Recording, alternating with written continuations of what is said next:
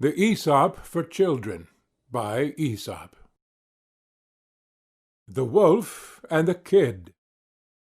There was once a little kid, whose growing horns made him think he was a grown-up billy-goat and able to take care of himself. So, one evening, when the flock started home from the pasture and his mother called, the kid paid no heed and kept right on nibbling the tender grass. A little later, when he lifted his head, the flock was gone. He was all alone. The sun was sinking. Long shadows came creeping over the ground. A chilly little wind came creeping with them, making scary noises in the grass. The kid shivered as he thought of the terrible wolf. Then he started wildly over the field, bleating for his mother. But not halfway, near a clump of trees, there was the wolf. The kid knew there was little hope for him. "Please, Mr. Wolf," he said, trembling, "I know you are going to eat me. But first, please pipe me a tune, for I want to dance and be merry as long as I can." The wolf liked the idea of a little music before eating, so he struck up a merry tune, and the kid leaped and frisked gaily. Meanwhile the flock was moving slowly homeward. In the still evening air the wolf's piping carried far. The shepherd dogs pricked up their ears. They recognized the song the wolf sings before a feast, and in a moment they were racing back to the pasture.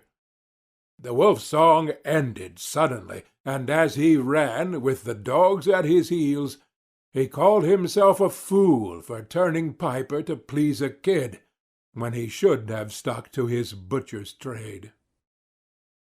Do not let anything turn you from your purpose. The Tortoise and the Ducks. The tortoise, you know, carries his house on his back. No matter how hard he tries, he cannot leave home.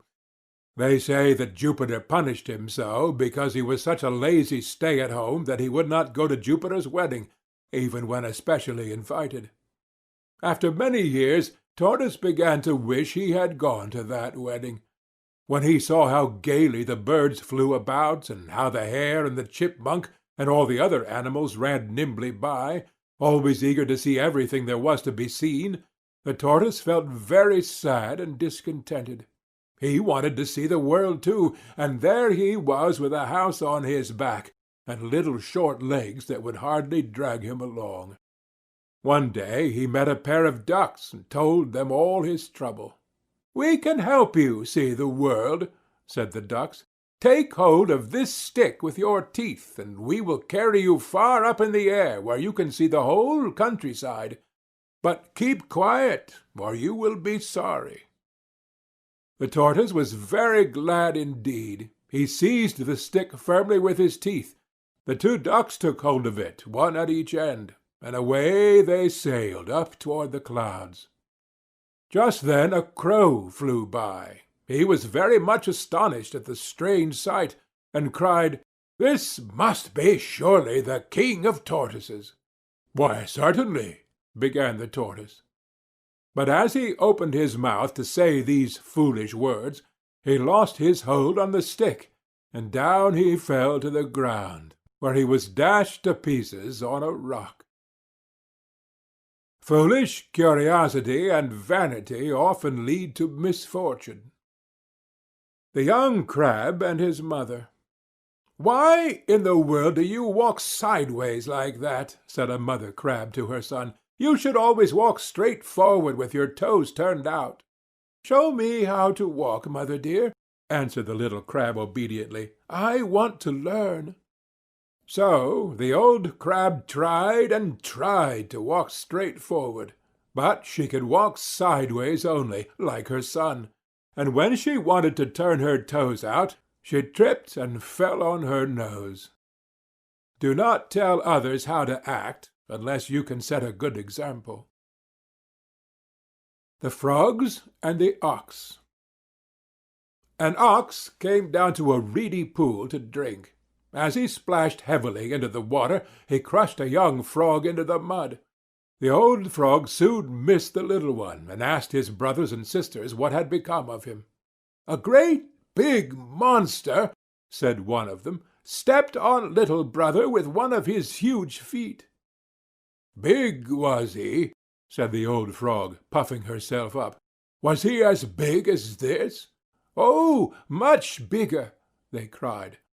The frog puffed up still more. "He could not have been bigger than this," she said. But the little frogs all declared that the monster was much, much bigger, and the old frog kept puffing herself out more and more, until, all at once, she burst. Do not attempt the impossible. End of section 1.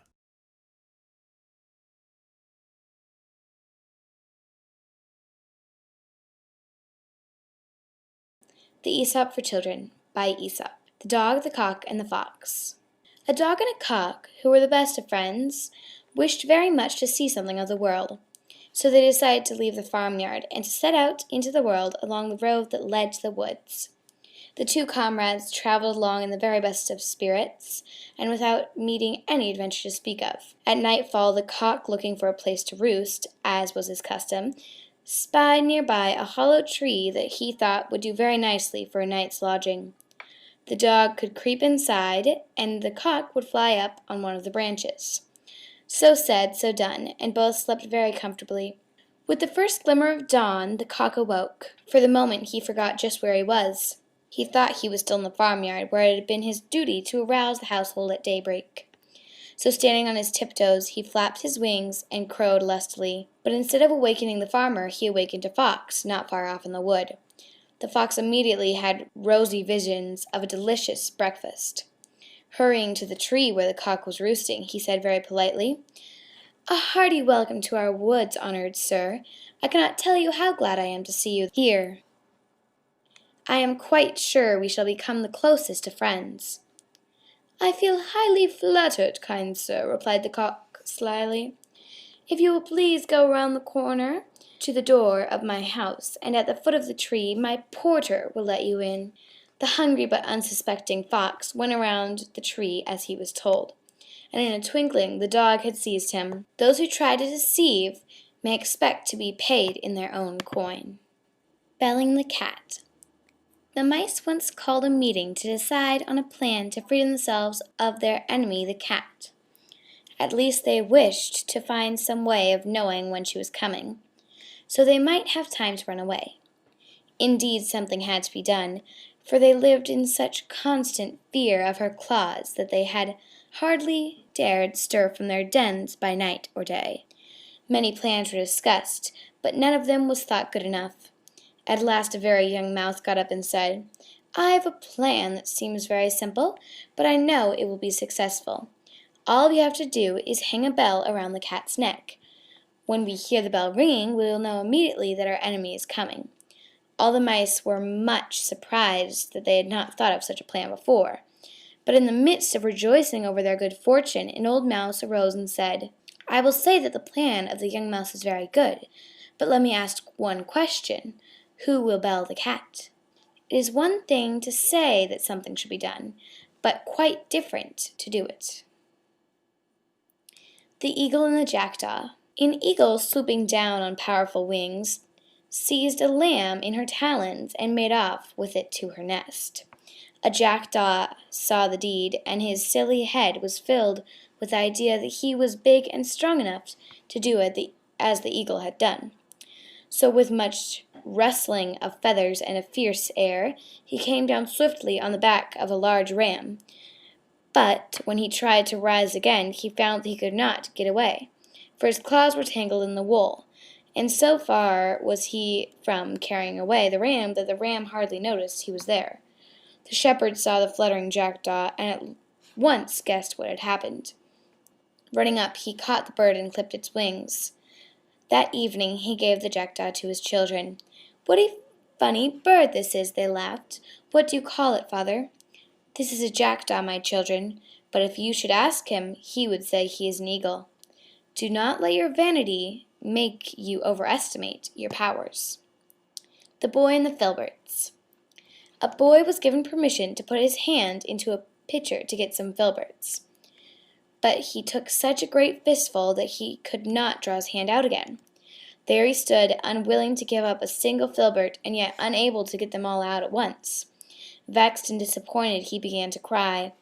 "My boy," said his mother, "be satisfied with half the nuts you have taken, and you will easily get your hand out. Then perhaps you may have some more filberts some other time. Do not attempt too much at once."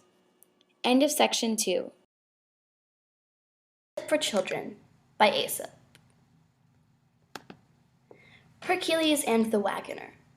A farmer was driving his wagon along a miry country road after a heavy rain.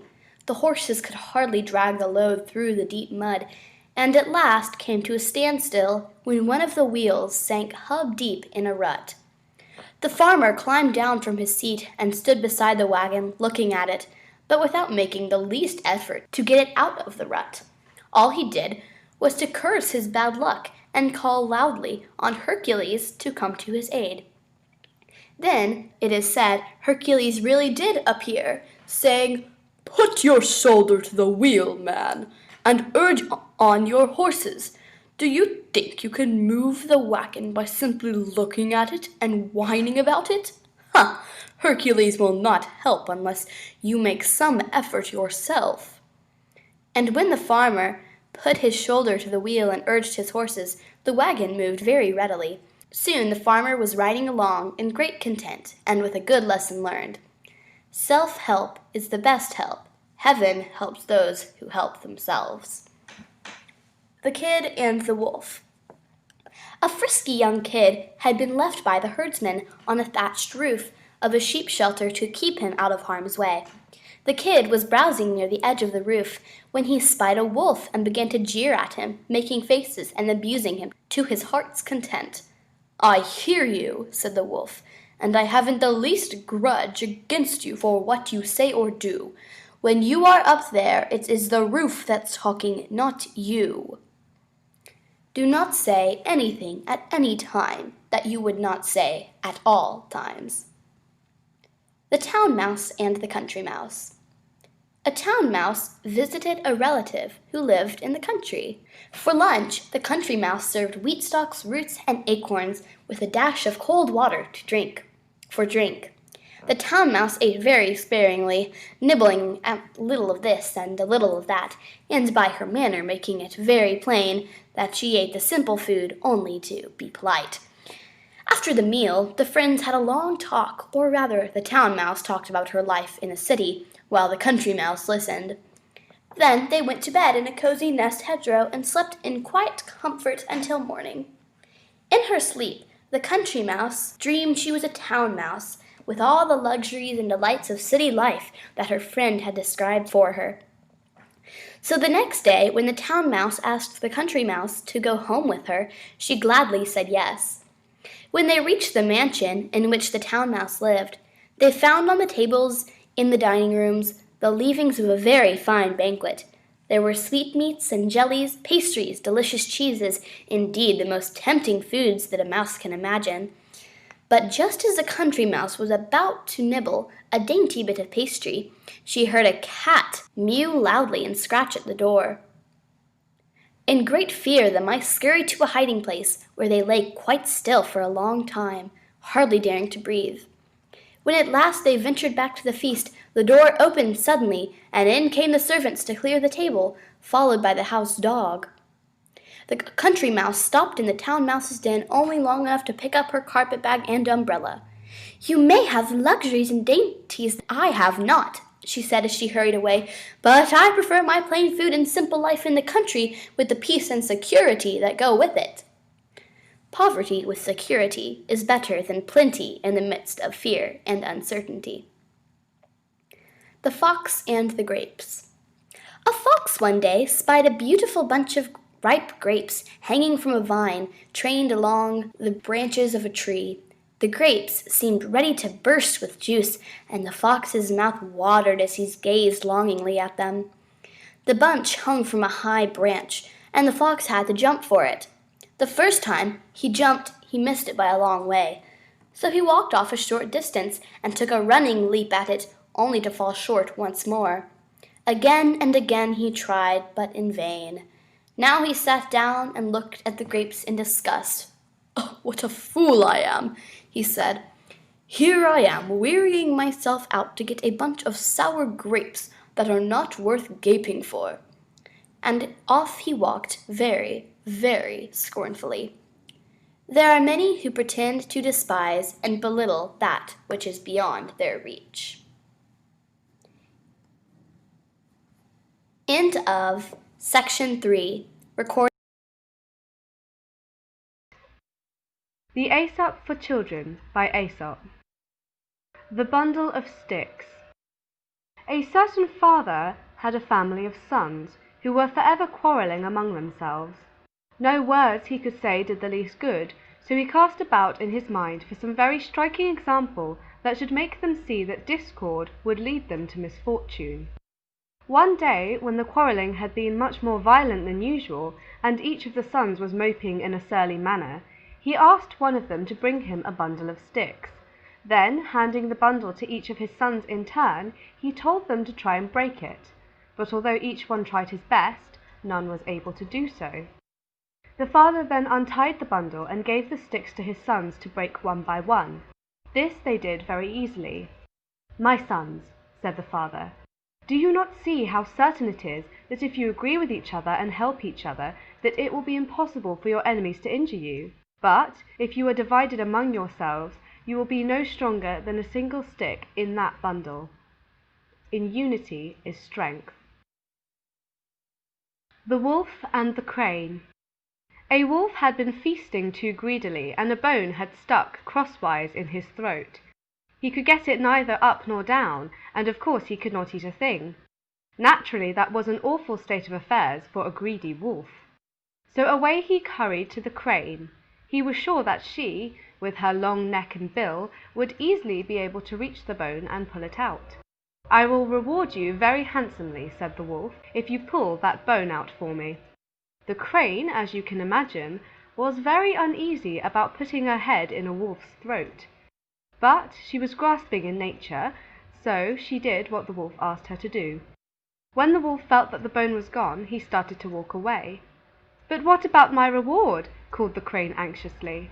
"What?" snarled the wolf, whirling around. "Haven't you got it? Isn't it enough that I let you take your head out of my mouth without snapping it off?" Expect no reward for serving the wicked. The Ass and His Driver. An ass was being driven along a road leading down the mountainside, when he suddenly took it into his silly head to choose his own path. He could see his stall at the foot of the mountain, and to him the quickest way down seemed to be over the edge of the nearest cliff. Just as he was about to leap over, his master caught him by the tail and tried to pull him back, but the stubborn ass would not yield and pulled with all his might. "Very well," said his master, "go your way, you wilful beast, and see where it leads you." With that he let go, and the foolish ass tumbled head over heels down the mountainside. They who will not listen to reason, but stubbornly go their own way against the friendly advice of those who are wiser than they, are on the road to misfortune. The Oxen and the Wheels. A pair of oxen were drawing a heavily loaded wagon along a miry country road. They had to use all their strength to pull the wagon, but they did not complain. The wheels of the wagon were of a different sort. Though the task they had to do was very light compared with that of the oxen, they creaked and groaned at every turn. The poor oxen, pulling with all their might to draw the wagon through the deep mud, had their ears filled with the loud complaining of the wheels. And this, you may well know, made their work so much the harder to endure. "Silence!" the oxen cried at last, out of patience. "What have you wheels to complain about so loudly? We are drawing all the weight, not you, and we are keeping still about it besides." They complain most who suffer least. End of section 4. The Aesop for Children by Aesop. The Lion and the Mouse. A lion lay asleep in the forest, his great head resting on his paws. A timid little mouse came upon him unexpectedly, and in her fright and haste to get away, ran across the lion's nose. Roused from his nap, the lion laid his huge paw angrily on the tiny creature to kill her. "Spare me," begged the poor mouse. "Please let me go, and someday I will surely repay you." The lion was much amused to think that a mouse could ever help him, but he was generous and finally let the mouse go. Some days later, while stalking his prey in the forest, the lion was caught in the toils of a hunter's net.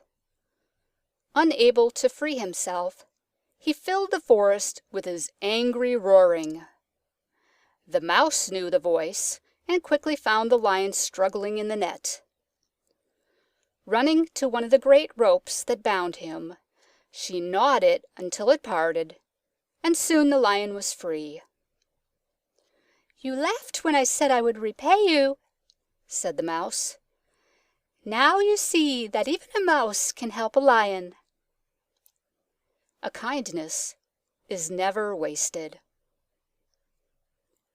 The Shepherd Boy and the Wolf. A shepherd boy tended his master's sheep near a dark forest not far from the village. Soon he found life in the pasture very dull. All he could do to amuse himself was to talk to his dog or play on his shepherd's pipe. One day, as he sat watching the sheep and the quiet forest, and thinking what he would do should he see a wolf, he thought of a plan to amuse himself.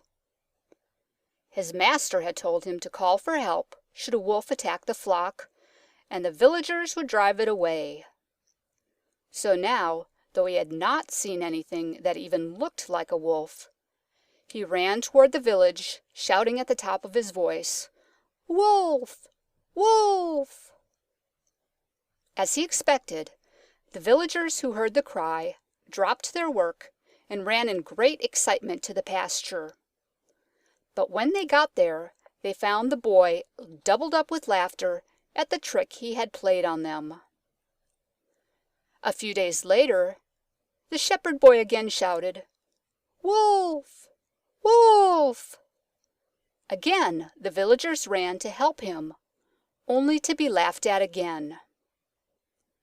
Then, one evening, as the sun was setting behind the forest, and the shadows were creeping out over the pasture, a wolf really did spring from the underbrush and fall upon the sheep.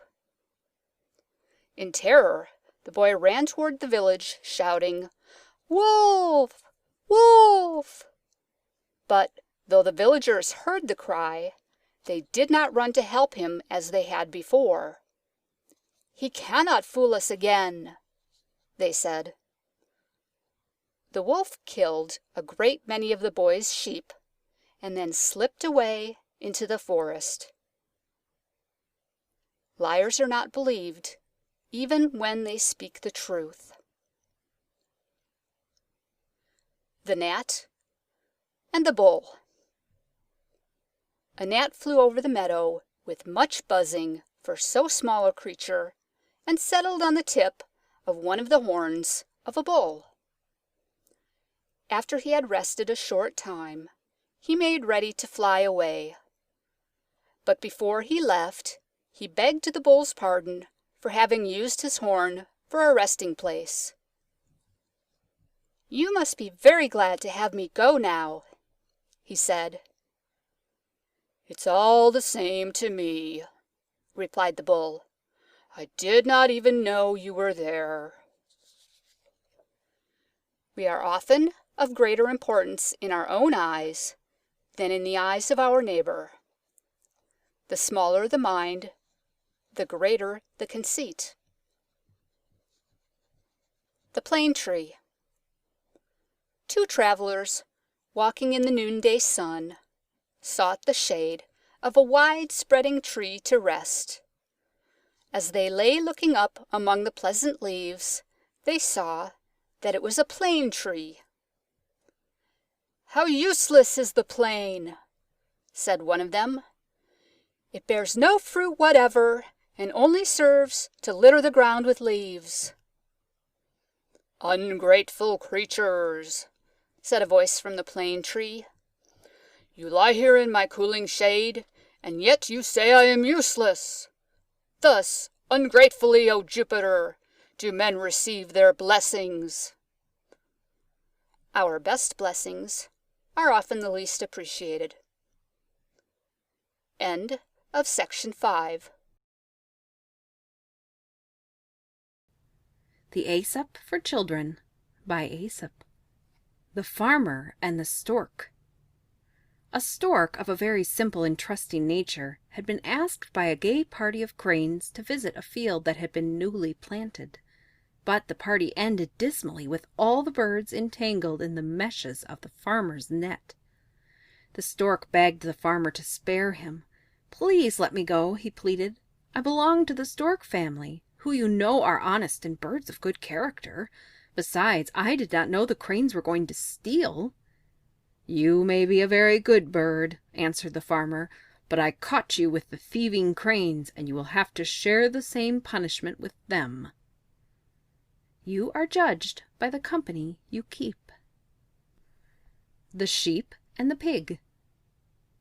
One day a shepherd discovered a fat pig in the meadow where his sheep were pastured. He very quickly captured the porker, which squealed at the top of its voice the moment the shepherd laid his hands on it. You would have thought, to hear the loud squealing, that the pig was being cruelly hurt. But in spite of its squeals and struggles to escape, the shepherd tucked his prize under his arm and started off to the butcher's in the marketplace. The sheep in the pasture were much astonished and amused at the pig's behavior, and followed the shepherd and his charge to the pasture gate. "What makes you squeal like that?" asked one of the sheep. "The shepherd often catches and carries off one of us, but we should feel very much ashamed to make such a terrible fuss about it like you do." "That is all very well," replied the pig with a squeal and a frantic kick. "When he catches you, he is only after your wool, but he wants my bacon. Grrrr! It is easy to be brave when there is no danger." The Travelers and the Purse. 2 men were traveling in company along the road when one of them picked up a well-filled purse. "How lucky I am," he said. "I have found a purse. Judging by its weight, it must be full of gold." "Do not say I have found a purse," said his companion. "Say, rather, we have found a purse, and how lucky we are. Travelers ought to share alike the fortunes and misfortunes of the road." "No, no," replied the other angrily. "I found it, and I am going to keep it." Just then they heard a shout of "Stop, thief!" and looking around saw a mob of people armed with clubs coming down the road. The man who had found the purse fell into a panic. "We are lost if they find the purse on us," he cried. "No, no," replied the other. "You would not say we before, so now stick to your I. Say, I am lost." We cannot expect anyone to share our misfortunes unless we are willing to share our good fortune also. The Lion and the Ass. One day, as the lion walked proudly down a forest aisle, and the animals respectfully made way for him, an ass brayed a scornful remark as he passed. The lion felt a flash of anger, but when he turned his head and saw who had spoken, he walked quietly on. He would not honor the fool with so much as a stroke of his claws. Do not resent the remarks of a fool. Ignore them. End of section 6.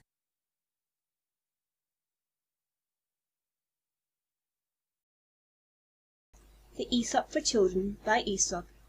The Frogs Who Wished for a King. The frogs were tired of governing themselves.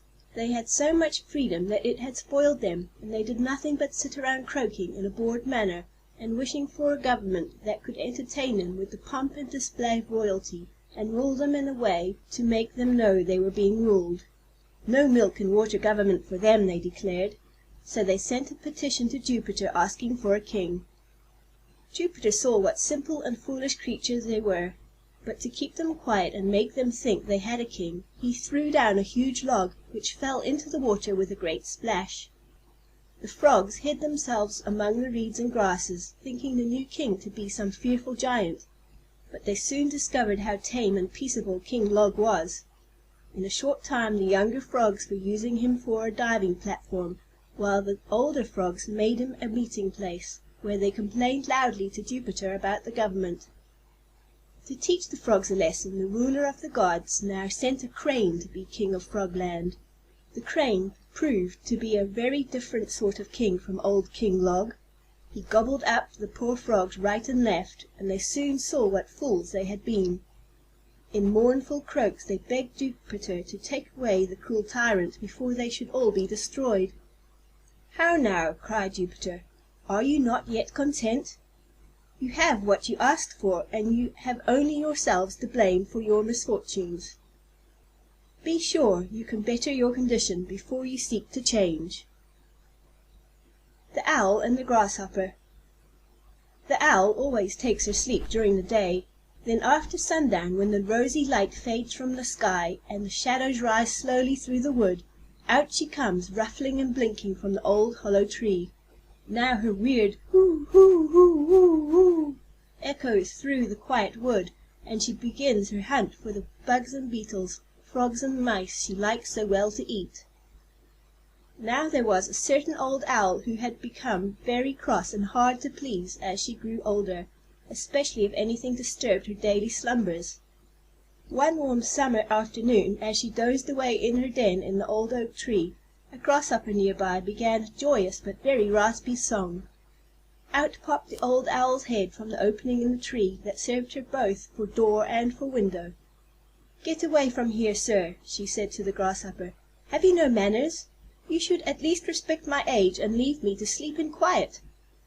But the grasshopper answered saucily that he had as much right to his place in the sun as the owl had to her place in the old oak.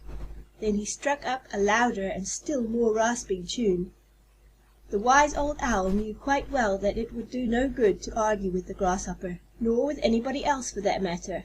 Besides, her eyes were not sharp enough by day to permit her to punish the grasshopper as he deserved. So she laid aside all hard words and spoke very kindly to him. "Well, sir," she said, "if I must stay awake, I am going to settle right down to enjoy your singing. Now that I think of it, I have a wonderful wine here, sent me from Olympus, of which I am told Apollo drinks before he sings to the high gods. Please come up and taste this delicious drink with me. I know it will make you sing like Apollo himself." The foolish grasshopper was taken in by the owl's flattering words. Up he jumped to the owl's den, but as soon as he was near enough so the old owl could see him clearly, she pounced upon him and ate him up. Flattery is not a proof of true admiration. Do not let flattery throw you off your guard against an enemy. The Wolf and his Shadow. A wolf left his lair one morning in fine spirits and an excellent appetite. As he ran, the setting sun cast a shadow far out on the ground, and it looked as if the wolf were 100 times bigger than he really was. "Why," exclaimed the wolf proudly, "see how big I am! Fancy me running away from a puny lion! I'll show you who is fit to be king, he or I." Just then an immense shadow blotted him out entirely, and the next instant a lion struck him down with a single blow. Do not let your fancy make you forget realities. The Oak and the Reeds. A giant oak stood near a brook in which grew some slender reeds. When the wind blew, the great oak stood proudly upright with its 100 arms uplifted to the sky. But the reeds bowed low in the wind and sang a sad and mournful song. "You have reason to complain," said the oak. "The slightest breeze that ruffles the surface of the water makes you bow your heads, while I, the mighty oak, stand upright and firm before the howling tempest." "Do not worry about us," replied the reeds. "The winds do not harm us. We bow before them, and so we do not break. You, in all your pride and strength, have so far resisted their blows, but the end is coming." As the reeds spoke, a great hurricane rushed out of the north. The oak stood proudly and fought against the storm, while the yielding reeds bowed low. The wind redoubled in fury, and all at once the great tree fell, torn up by the roots, and lay among the pitying weeds. Better to yield when it is folly to resist, than to resist stubbornly and be destroyed. End of section 7. The Aesop for Children by Aesop. The Rat and the Elephant. A rat was traveling along the king's highway. He was a very proud rat, considering his small size and the bad reputation all rats have. As Mr. Rat walked along, he kept mostly to the ditch. He noticed a great commotion up the road, and soon a grand procession came in view. It was the king and his retinue. The king rode on a huge elephant adorned with the most gorgeous trappings. With the king and his luxurious howdah were the royal dog and cat. A great crowd of people followed the procession. They were so taken up with admiration of the elephant that the rat was not noticed. His pride was hurt. "What fools!" he cried. "Look at me, and you will soon forget that clumsy elephant. Is it his great size that makes your eyes pop out, or is it his wrinkled hide? Why, I have eyes and ears and as many legs as he. I am of just as much importance and—" But just then the royal cat spied him, and the next instant the rat knew he was not quite so important as an elephant. A resemblance to the great in some things does not make us great. The Boys and the Frogs. Some boys were playing one day at the edge of a pond in which lived a family of frogs. The boys amused themselves by throwing stones into the pond so as to make them skip on top of the water.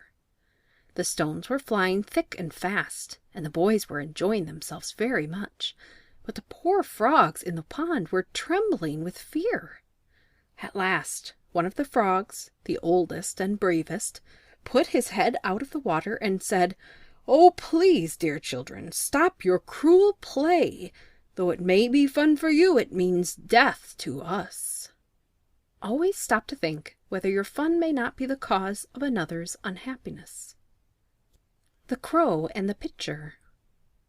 In a spell of dry weather, when the birds could find very little to drink, a thirsty crow found a pitcher with a little water in it. But the pitcher was high and had a narrow neck, and no matter how he tried, the crow could not reach the water. The poor thing felt as if he must die of thirst. Then an idea came to him. Picking up some small pebbles, he dropped them into the pitcher one by one. With each pebble, the water rose a little higher, until at last it was near enough so he could drink. In a pinch, a good use of our wits may help us out. The Ants and the Grasshopper. One bright day in late autumn, a family of ants were bustling about in the warm sunshine, drying out the grain they had stored up during the summer, when a starving grasshopper, his fiddle under his arm, came up and humbly begged for a bite to eat. "What?" cried the ants in surprise. "Haven't you stored anything away for the winter? What in the world were you doing all last summer?" "I didn't have time to store up any food," whined the grasshopper. "I was so busy making music that before I knew it the summer was gone." The ants shrugged their shoulders in disgust. "Making music, were you?" they cried. "Very well, now dance!" And they turned their backs on the grasshopper and went on with their work. There's a time for work and a time for play. End of section 8.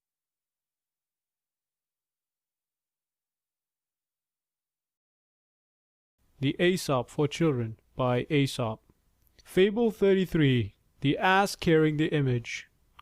A sacred image was being carried to the temple. It was mounted on an ass adorned with garlands and gorgeous trappings, and a grand procession of priests and pages followed it through the streets. As the ass walked along, the people bowed their heads reverently or fell on their knees, and the ass thought the honor was being paid to himself. With his head full of this foolish idea, he became so puffed up with pride and vanity that he halted and started to bray loudly. But in the midst of his song, his driver guessed what the ass had got into his head, and began to beat him unmercifully with a stick.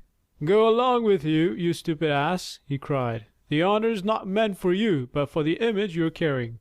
The moral of the story: do not try to take the credit to yourself that is due to others. Fable 34. A Raven and a Swan. A raven, which you know is black as coal, was envious of the swan, because her feathers were as white as the purest snow. The foolish bird got the idea that if he lived like the swan, swimming and diving all day long, and eating the weeds and plants that grow in the water, his feathers would turn white like the swan's. So he left his home in the woods and fields, and flew down to live on the lakes and in the marshes. But though he washed and washed all day long, almost drowning himself at it, his feathers remained as black as ever. And as the water weeds he ate did not agree with him, he got thinner and thinner, and at last he died. The moral of the story: a change of habits will not alter nature. Fable 35. The Two Goats. Two goats, frisking gaily on the rocky steeps of a mountain valley, chanced to meet, one on each side of a deep chasm, through which poured a mighty mountain torrent. The trunk of a fallen tree formed the only means of crossing the chasm, and on this not even two squirrels could have passed each other in safety. The narrow path would have made the bravest tremble. Not so our goats, to stand aside for the other. One set her foot on the log, the other did likewise. In the middle they met horn to horn. Neither would give way, and so they both fell, to be swept away by the roaring torrent below. Moral of the story: it is better to yield than to come to misfortune through stubbornness. Fable 36. The Ass and the Load of Salt. A merchant, driving his ass homeward from the seashore with a heavy load of salt, came to a river crossed by a shallow ford. They had crossed this river many times before without accident, but this time the ass slipped and fell when halfway over. And when the merchant at last got him to his feet, much of the salt had melted away. Delighted to find how much lighter his burden had become, the ass finished the journey very gaily. Next day the merchant went for another load of salt. On the way home the ass, remembering what had happened at the ford, purposely let himself fall into the water, and again got rid of the most of his burden. The angry merchant immediately turned about and drove the ass back to the seashore, where he loaded him with 2 great baskets of sponges. At the ford the ass again tumbled over, but when he had scrambled to his feet, it was very disconsolate ass that dragged himself homeward under a load 10 times heavier than before. The moral of the story: the same measures will not suit all circumstances. End of section 9. The Aesop for Children by Aesop. The Lion and the Gnat. "Away with you, vile insect," said a lion angrily to a gnat that was buzzing around his head. But the gnat was not in the least disturbed. "Do you think," he said spitefully to the lion, "that I am afraid of you because they call you king?" The next instant he flew at the lion and stung him sharply on the nose.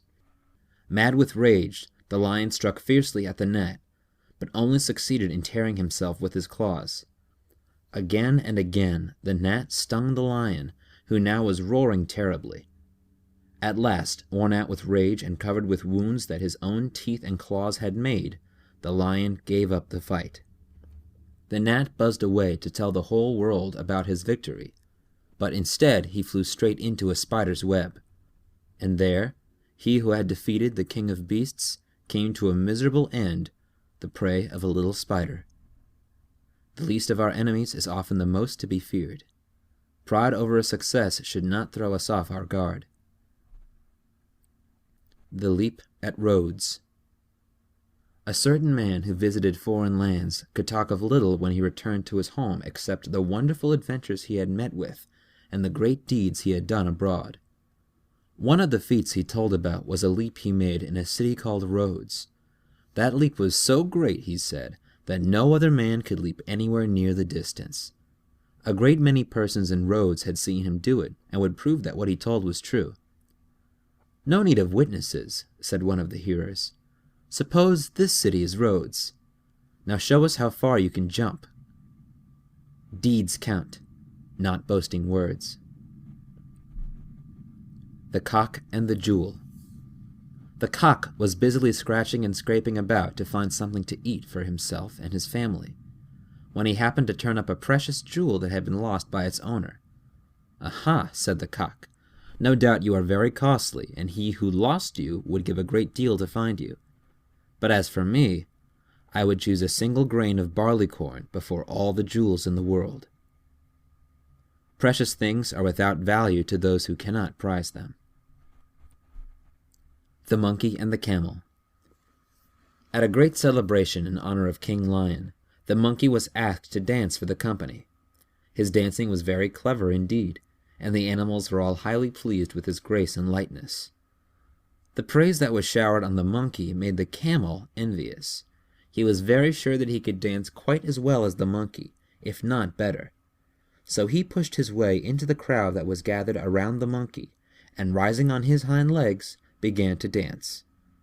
But the big hulking camel made himself very ridiculous as he kicked out his knotty legs and twisted his long, clumsy neck.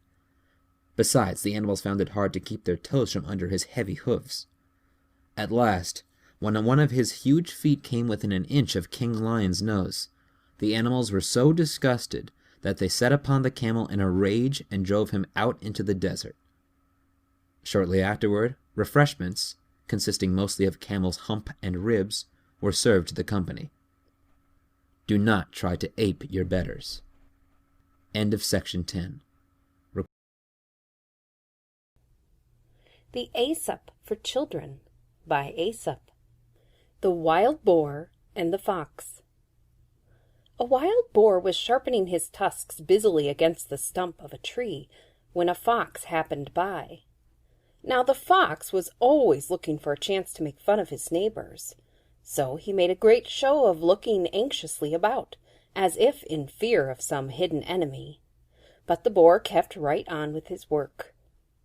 "Why are you doing that?" asked the fox at last with a grin.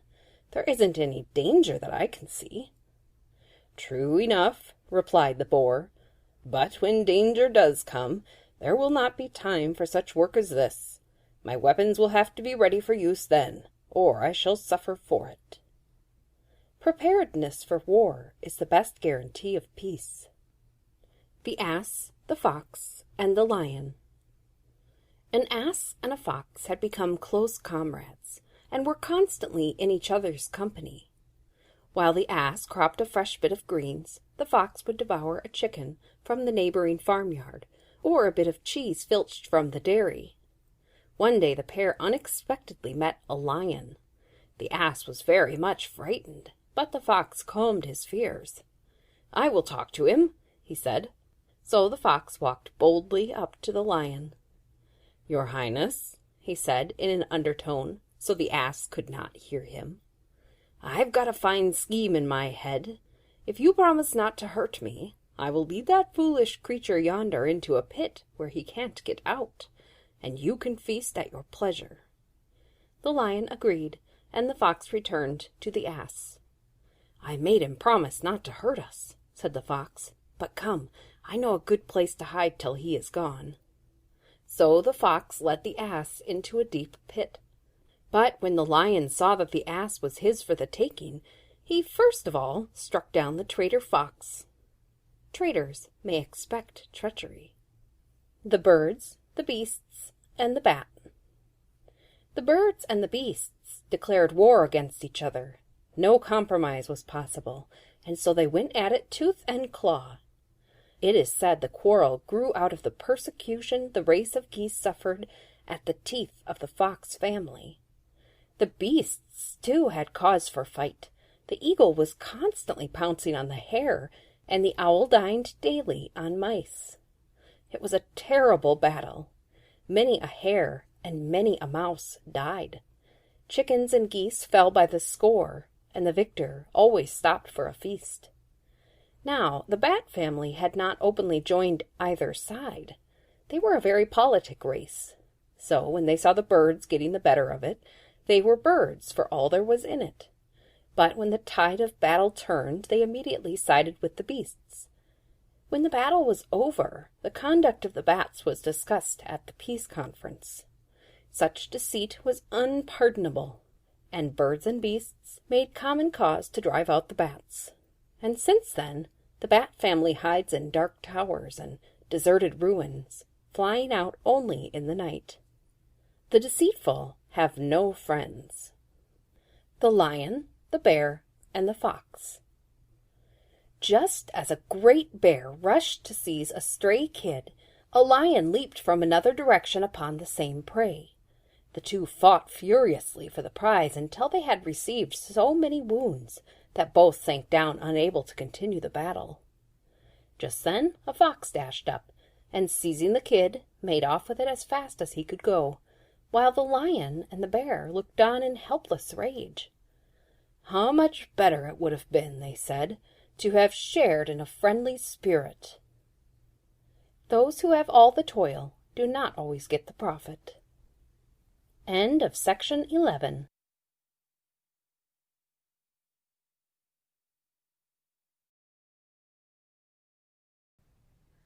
The Aesop for Children by Aesop. The Wolf and the Lamb. A stray lamb stood drinking early one morning on the bank of a woodland stream. That very same morning a hungry wolf came by farther up the stream, hunting for something to eat. He soon got his eyes on the lamb. As a rule, Mr. Wolf snapped up such delicious morsels without making any bones about it. But this lamb looked so very helpless and innocent that the wolf felt he ought to have some kind of an excuse for taking its life. "How dare you paddle around in my stream and stir up all the mud?" he shouted fiercely. "You deserve to be punished severely for your rashness." "But, your Highness," replied the trembling lamb, "do not be angry. I cannot possibly muddy the water you are drinking up there. Remember, you are upstream and I am downstream." "You do muddy it," retorted the wolf savagely. "And besides, I have heard that you told lies about me last year." "How could I have done so?" pleaded the lamb. "I wasn't born until this year." "If it wasn't you, it was your brother." "I have no brothers." "Well, then," snarled the wolf, "it was someone in your family, but no matter who it was, I do not intend to be talked out of my breakfast." And without more words, the wolf seized the poor lamb and carried her off to the forest. The tyrant can always find an excuse for his tyranny. The unjust will not listen to the reasoning of the innocent.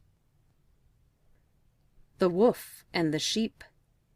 A wolf had been hurt in a fight with a bear. He was unable to move and could not satisfy his hunger and thirst. A sheep passed by near his hiding place, and the wolf called to him. "Please fetch me a drink of water," he begged. "That might give me strength enough so I can get me some solid food." "Solid food?" said the sheep. "That means me, I suppose. If I should bring you a drink, it would only serve to wash me down your throat. Don't talk to me about a drink."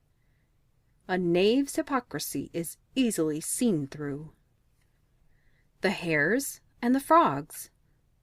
Hares, as you know, are very timid.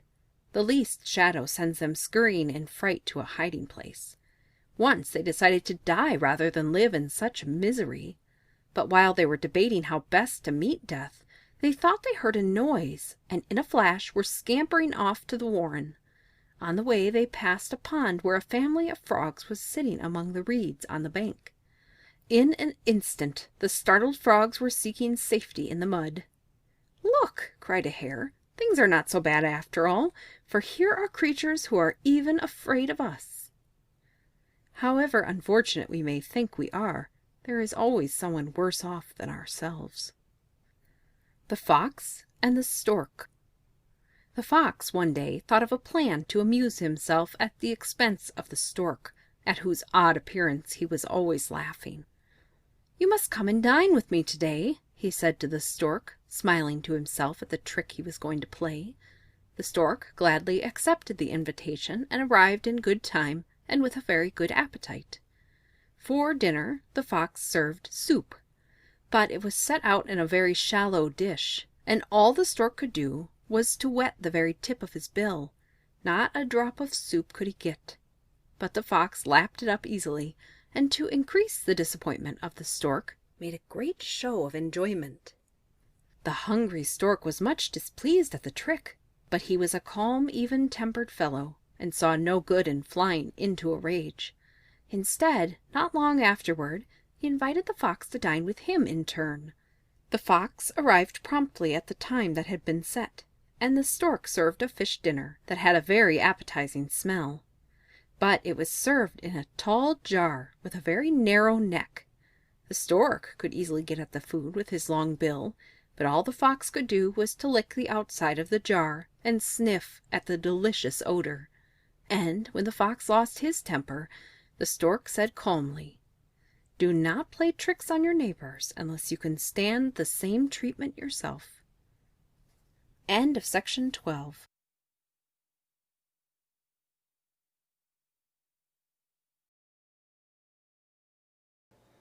The Aesop for Children by Aesop. The Travelers and the Sea. Two travelers were walking along the seashore. Far out they saw something riding on the waves. "Look," said one, "a great ship rides in from distant lands bearing rich treasures." The object they saw came ever nearer the shore. "No," said the other, "that is not a treasure ship. That is some fisherman's skiff with the day's catch of savory fish." Still nearer came the object. The waves washed it up on shore. "It is a chest of gold lost from some wreck," they cried. Both travelers rushed to the beach, but they found nothing but a water-soaked log. Do not let your hopes carry you away from reality. The Wolf and the Lion. A wolf had stolen a lamb and was carrying it off to his lair to eat it. But his plans were very much changed when he met a lion, who, without making any excuses, took the lamb away from him. The wolf made off to a safe distance, and then said in a much injured tone, "You have no right to take my property like that." The lion looked back, but as the wolf was too far away to be taught a lesson without too much inconvenience, he said, "Your property? Did you buy it, or did the shepherd make you a gift of it? Pray tell me, how did you get it?" What is evil won is evil lost. The Stag and his Reflection. A stag, drinking from a crystal spring, saw himself mirrored in the clear water. He greatly admired the graceful arch of his antlers, but he was very much ashamed of his spindly legs. "How can it be," he sighed, "that I should be cursed with such legs when I have so magnificent a crown?" At that moment he scented a panther, and in an instant was bounding away through the forest. But as he ran his wide-spreading antlers caught in the branches of the trees, and soon the panther overtook him. Then the stag perceived that the legs of which he was so ashamed would have saved him had it not been for the useless ornaments on his head. We often make much of the ornamental and despise the useful. The Peacock. The Peacock, they say, did not at first have the beautiful feathers in which he now takes so much pride. These Juno, whose favorite he was, granted to him one day when he begged her for a train of feathers to distinguish him from the other birds. Then, decked in his finery, gleaming with emerald, gold, purple, and azure, he strutted proudly among the birds. All regarded him with envy. Even the most beautiful pheasant could see that his beauty was surpassed. Presently the Peacock saw an eagle soaring high up in the blue sky, and felt a desire to fly, as he had been accustomed to do. Lifting his wings he tried to rise from the ground, but the weight of his magnificent train held him down. Instead of flying up to greet the first rays of the morning sun, or to bathe in the rosy light among the floating clouds at sunset, he would have to walk the ground more encumbered and oppressed than any common barnyard fowl. Do not sacrifice your freedom for the sake of pomp and show. End of section 13.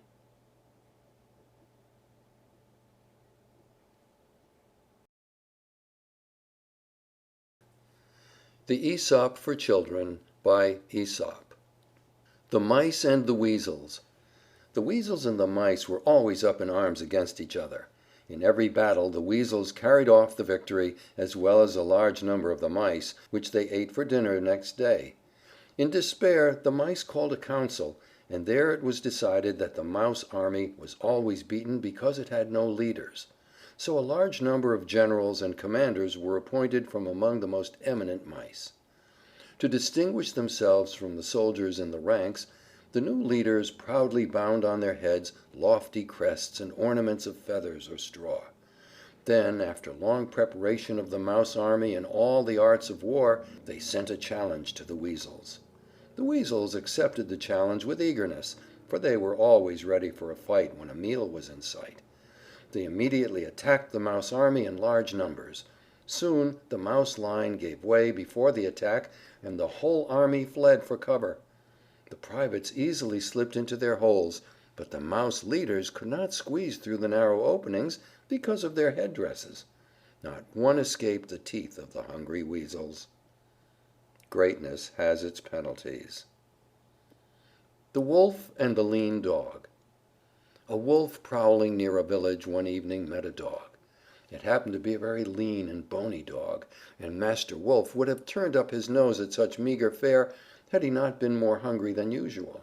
So he began to edge toward the dog, while the dog backed away.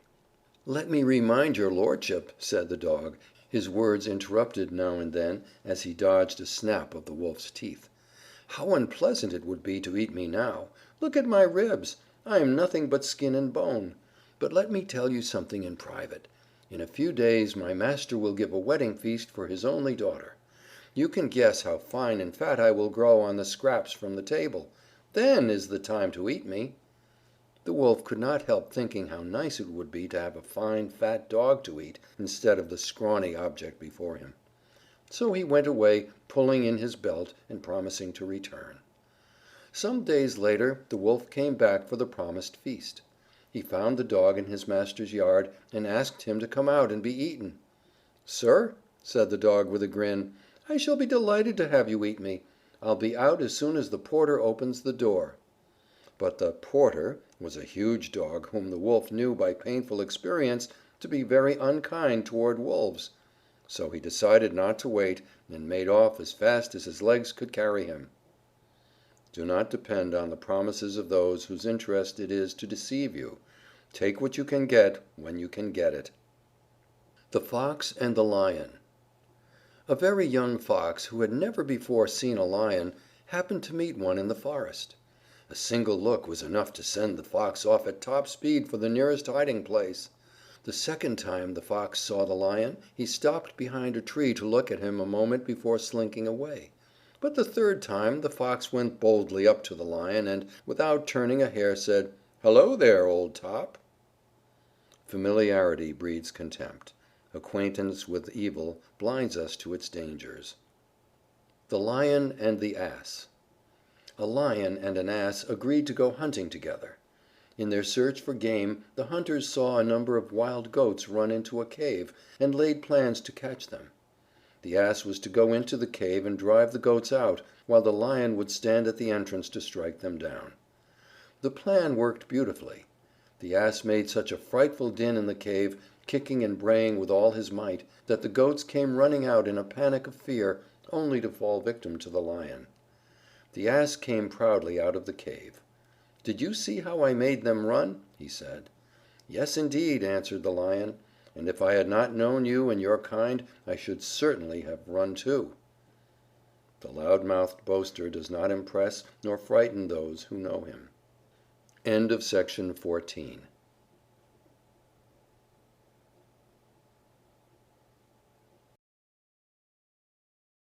The Aesop for Children, by Aesop. The Dog and His Master's Dinner. A dog had learned to carry his master's dinner to him every day. He was very faithful to his duty, though the smell of the good things in the basket tempted him. The dogs in the neighborhood noticed him carrying the basket, and soon discovered what was in it. They made several attempts to steal it from him, but he always guarded it faithfully. Then one day all the dogs in the neighborhood got together and met him on his way with the basket. The dog tried to run away from them, but at last he stopped to argue. That was his mistake. They soon made him feel so ridiculous that he dropped the basket and seized a large piece of roast meat intended for his master's dinner. "Very well," he said, "you divide the rest." Do not stop to argue with temptation. The Vain Jackdaw and His Borrowed Feathers. A Jackdaw chanced to fly over the garden of the king's palace. There he saw with much wonder and envy a flock of royal peacocks in all the glory of their splendid plumage. Now the black Jackdaw was not a very handsome bird, nor very refined in manner. Yet he imagined that all he needed to make himself fit for society of the peacocks was a dress like theirs. So he picked up some cast-off feathers of the peacocks, and stuck them among his own black plumes. Dressed in his borrowed finery, he strutted loftily among the birds of his own kind. Then he flew down into the garden among the peacocks. But they soon saw who he was. Angry at the cheat, they flew at him, plucked away the borrowed feathers and also some of his own. The poor Jackdaw returned sadly to his former companions. There another unpleasant surprise awaited him. They had not forgotten his superior airs toward them, and to punish him they drove him away with a rain of pecks and jeers. Borrowed feathers do not make fine birds. The Monkey and the Dolphin. It happened once upon a time that a certain Greek ship bound for Athens was wrecked off the coast close to Piraeus, the port of Athens. Had it not been for the Dolphins, who at that time were very friendly toward mankind and especially toward Athenians, all would have perished. But the Dolphins took the shipwrecked people on their backs and swam with them to shore. Now it was the custom among the Greeks to take their pet monkeys and dogs with them whenever they went on a voyage. So, when one of the Dolphins saw a monkey struggling in the water, he thought it was a man, and made the monkey climb on his back. Then off he swam with him toward the shore. The monkey sat up, grave and dignified, on the Dolphin's back. "You are a citizen of illustrious Athens, are you not?" asked the Dolphin politely. "Yes," answered the monkey proudly, "my family is one of the noblest in the city." "Indeed," said the Dolphin, "then of course you often visit Piraeus." "Yes, yes," replied the monkey, "indeed I do. I am with him constantly. Piraeus is my very best friend." This answer took the Dolphin by surprise, and, turning his head, he now saw what it was he was carrying. Without more ado, he dived and left the foolish monkey to take care of himself, while he swam off in search of some human being to save. One falsehood leads to another. The Wolf and the Ass. An Ass was feeding in a pasture near a wood when he saw a Wolf lurking in the shadows along the hedge. He easily guessed what the Wolf had in mind, and thought of a plan to save himself. So he pretended he was lame, and began to hobble painfully. When the Wolf came up, he asked the Ass what had made him lame, and the Ass replied that he had stepped on a sharp thorn. "Please pull it out," he pleaded, groaning as if in pain. "If you do not, it might stick in your throat when you eat me." The Wolf saw the wisdom of the advice, for he wanted to enjoy his meal without any danger of choking. So the Ass lifted up his foot, and the Wolf began to search very closely and carefully for the thorn. Just then the Ass kicked out with all his might, tumbling the Wolf a dozen paces away, and while the Wolf was getting very slowly and painfully to his feet, the Ass galloped away in safety. "Serves me right," growled the Wolf as he crept into the bushes. "I'm a butcher by trade, not a doctor." Stick to your own trade. End of section 15.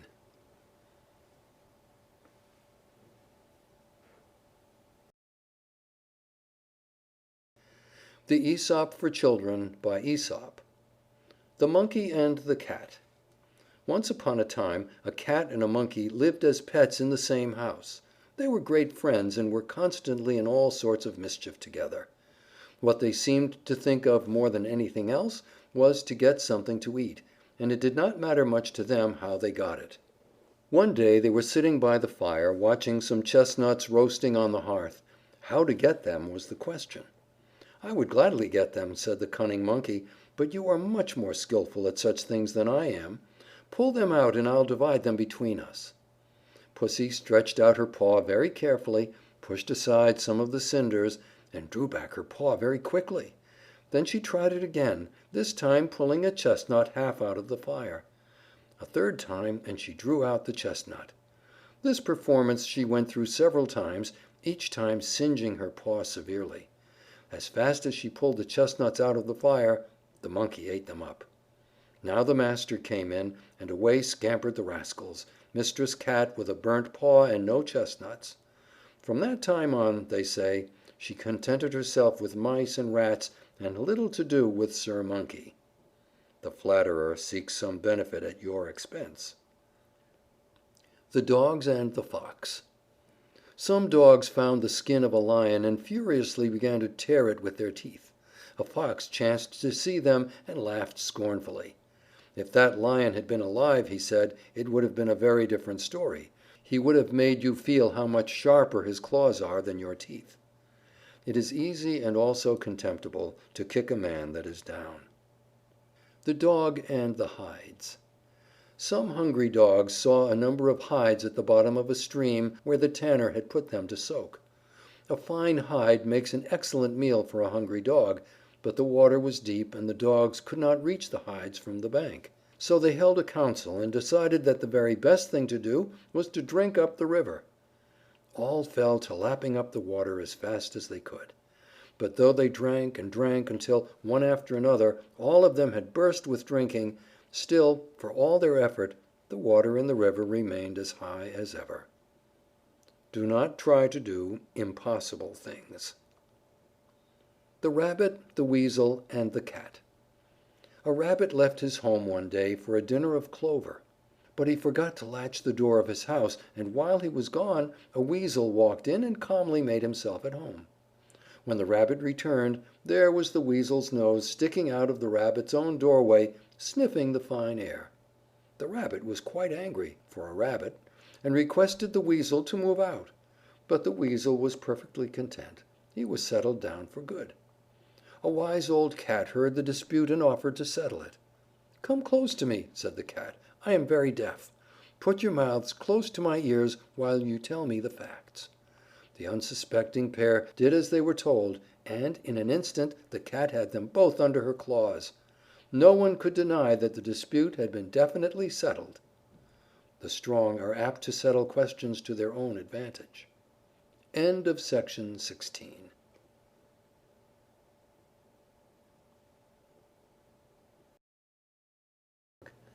The Aesop for Children by Aesop. The Bear and the Bees. A bear roaming the woods in search of berries happened on a fallen tree in which a swarm of bees had stored their honey. The bear began to nose around the log very carefully to find out if the bees were at home. Just then one of the swarm came home from the clover field with a load of sweets. Guessing what the bear was after, the bee flew at him, stung him sharply and then disappeared into the hollow log. The bear lost his temper in an instant and sprang upon the log tooth and claw to destroy the nest. But this only brought out the whole swarm. The poor bear had to take to his heels, and he was able to save himself only by diving into a pool of water. It is wiser to bear a single injury in silence than to provoke 1,000 by flying into a rage. The Fox and the Leopard. A fox and a leopard, resting lazily after a generous dinner, amused themselves by disputing about their good looks. The leopard was very proud of his glossy, spotted coat, and made disdainful remarks about the fox, whose appearance he declared was quite ordinary. The fox prided himself on his fine bushy tail with its tip of white, but he was wise enough to see that he could not rival the leopard in looks. Still, he kept up a flow of sarcastic talk, just to exercise his wits and to have the fun of disputing. The leopard was about to lose his temper when the fox got up, yawning lazily. "You may have a very smart coat," he said, "but you would be a great deal better off if you had a little more smartness inside your head, and less on your ribs the way I am. That's what I call real beauty." A fine coat is not always an indication of an attractive mind. The Heron.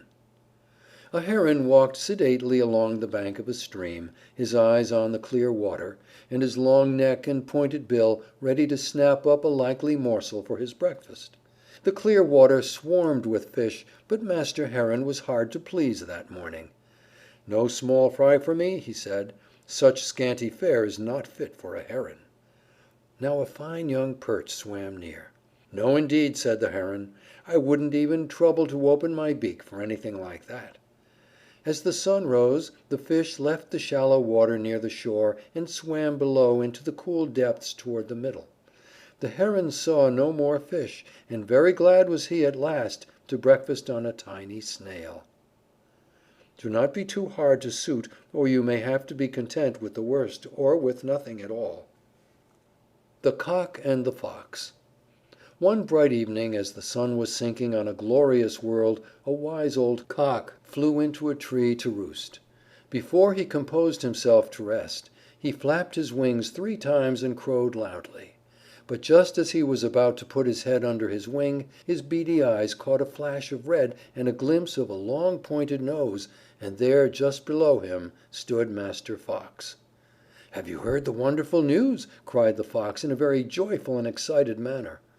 "What news?" asked the Cock very calmly. But he had a queer, fluttery feeling inside him, for, you know, he was very much afraid of the Fox.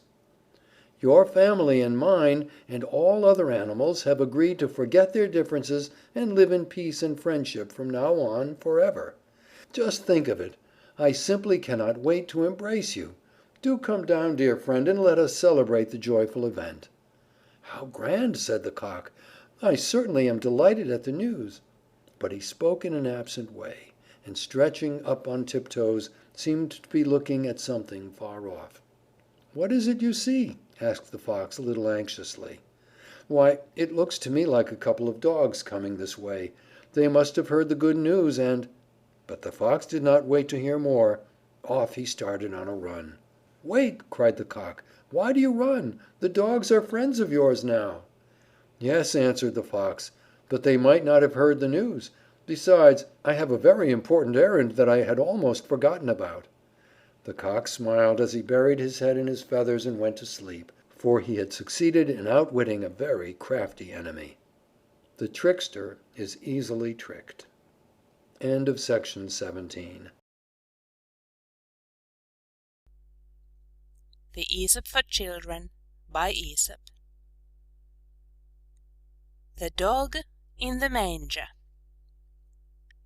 A dog, asleep in a manger filled with hay, was awakened by the cattle, which came in tired and hungry from working in the field. But the dog would not let them get near the manger, and snarled and snapped as if it were filled with the best of meat and bones all for himself. The cattle looked at the dog in disgust. "How selfish he is," said one. "He cannot eat the hay, and yet he will not let us eat it who are so hungry for it." Now the farmer came in. When he saw how the dog was acting, he seized a stick and drove him out of the stable with many a blow for his selfish behavior.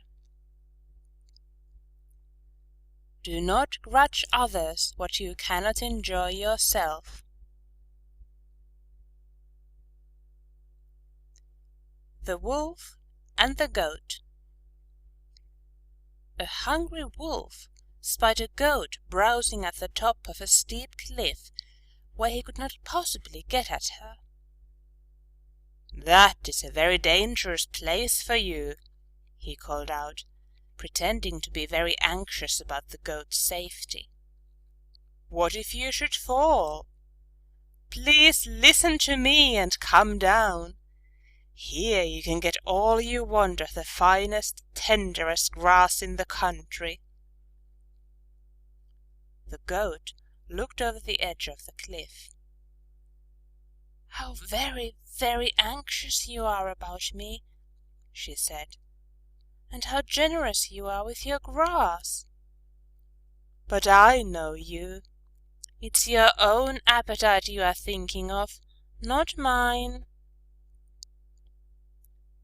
An invitation prompted by selfishness is not to be accepted. The Ass and the Grasshoppers. One day, as an ass was walking in the pasture, he found some grasshoppers chirping merrily in a grassy corner of the field. He listened with a great deal of admiration to the song of the grasshoppers. It was such a joyful song that his pleasure-loving heart was filled with a wish to sing as they did. "What is it," he asked very respectfully, "that has given you such beautiful voices? Is there any special food you eat, or is it some divine nectar that makes you sing so wonderfully?" "Yes," said the grasshoppers, who were very fond of a joke. "It is the dew we drink. Try some and see." So thereafter the ass would eat nothing and drink nothing but dew. Naturally, the poor foolish ass soon died. The laws of nature are unchangeable. The Mule. A mule had had a long rest and much good feeding. He was feeling very vigorous indeed, and pranced around loftily, holding his head high. "My father certainly was a full-blooded racer," he said. "I can feel that distinctly." Next day he was put into harness again, and that evening he was very downhearted indeed. "I was mistaken," he said. "My father was an ass after all." Be sure of your pedigree before you boast of it. End of section 18. The Aesop for Children, Fables 73 to 76 by Aesop. The Fox and the Goat. A fox fell into a well, and though it was not very deep, he found that he could not get out again. After he had been in the well a long time, a thirsty Goat came by. The Goat thought the Fox had gone down to drink, and so he asked if the water was good. "The finest in the whole country," said the crafty Fox. "Jump in and try it. There is more than enough for both of us." The thirsty Goat immediately jumped in and began to drink. The Fox just as quickly jumped on the Goat's back and leaped from the tip of the Goat's horns out of the well.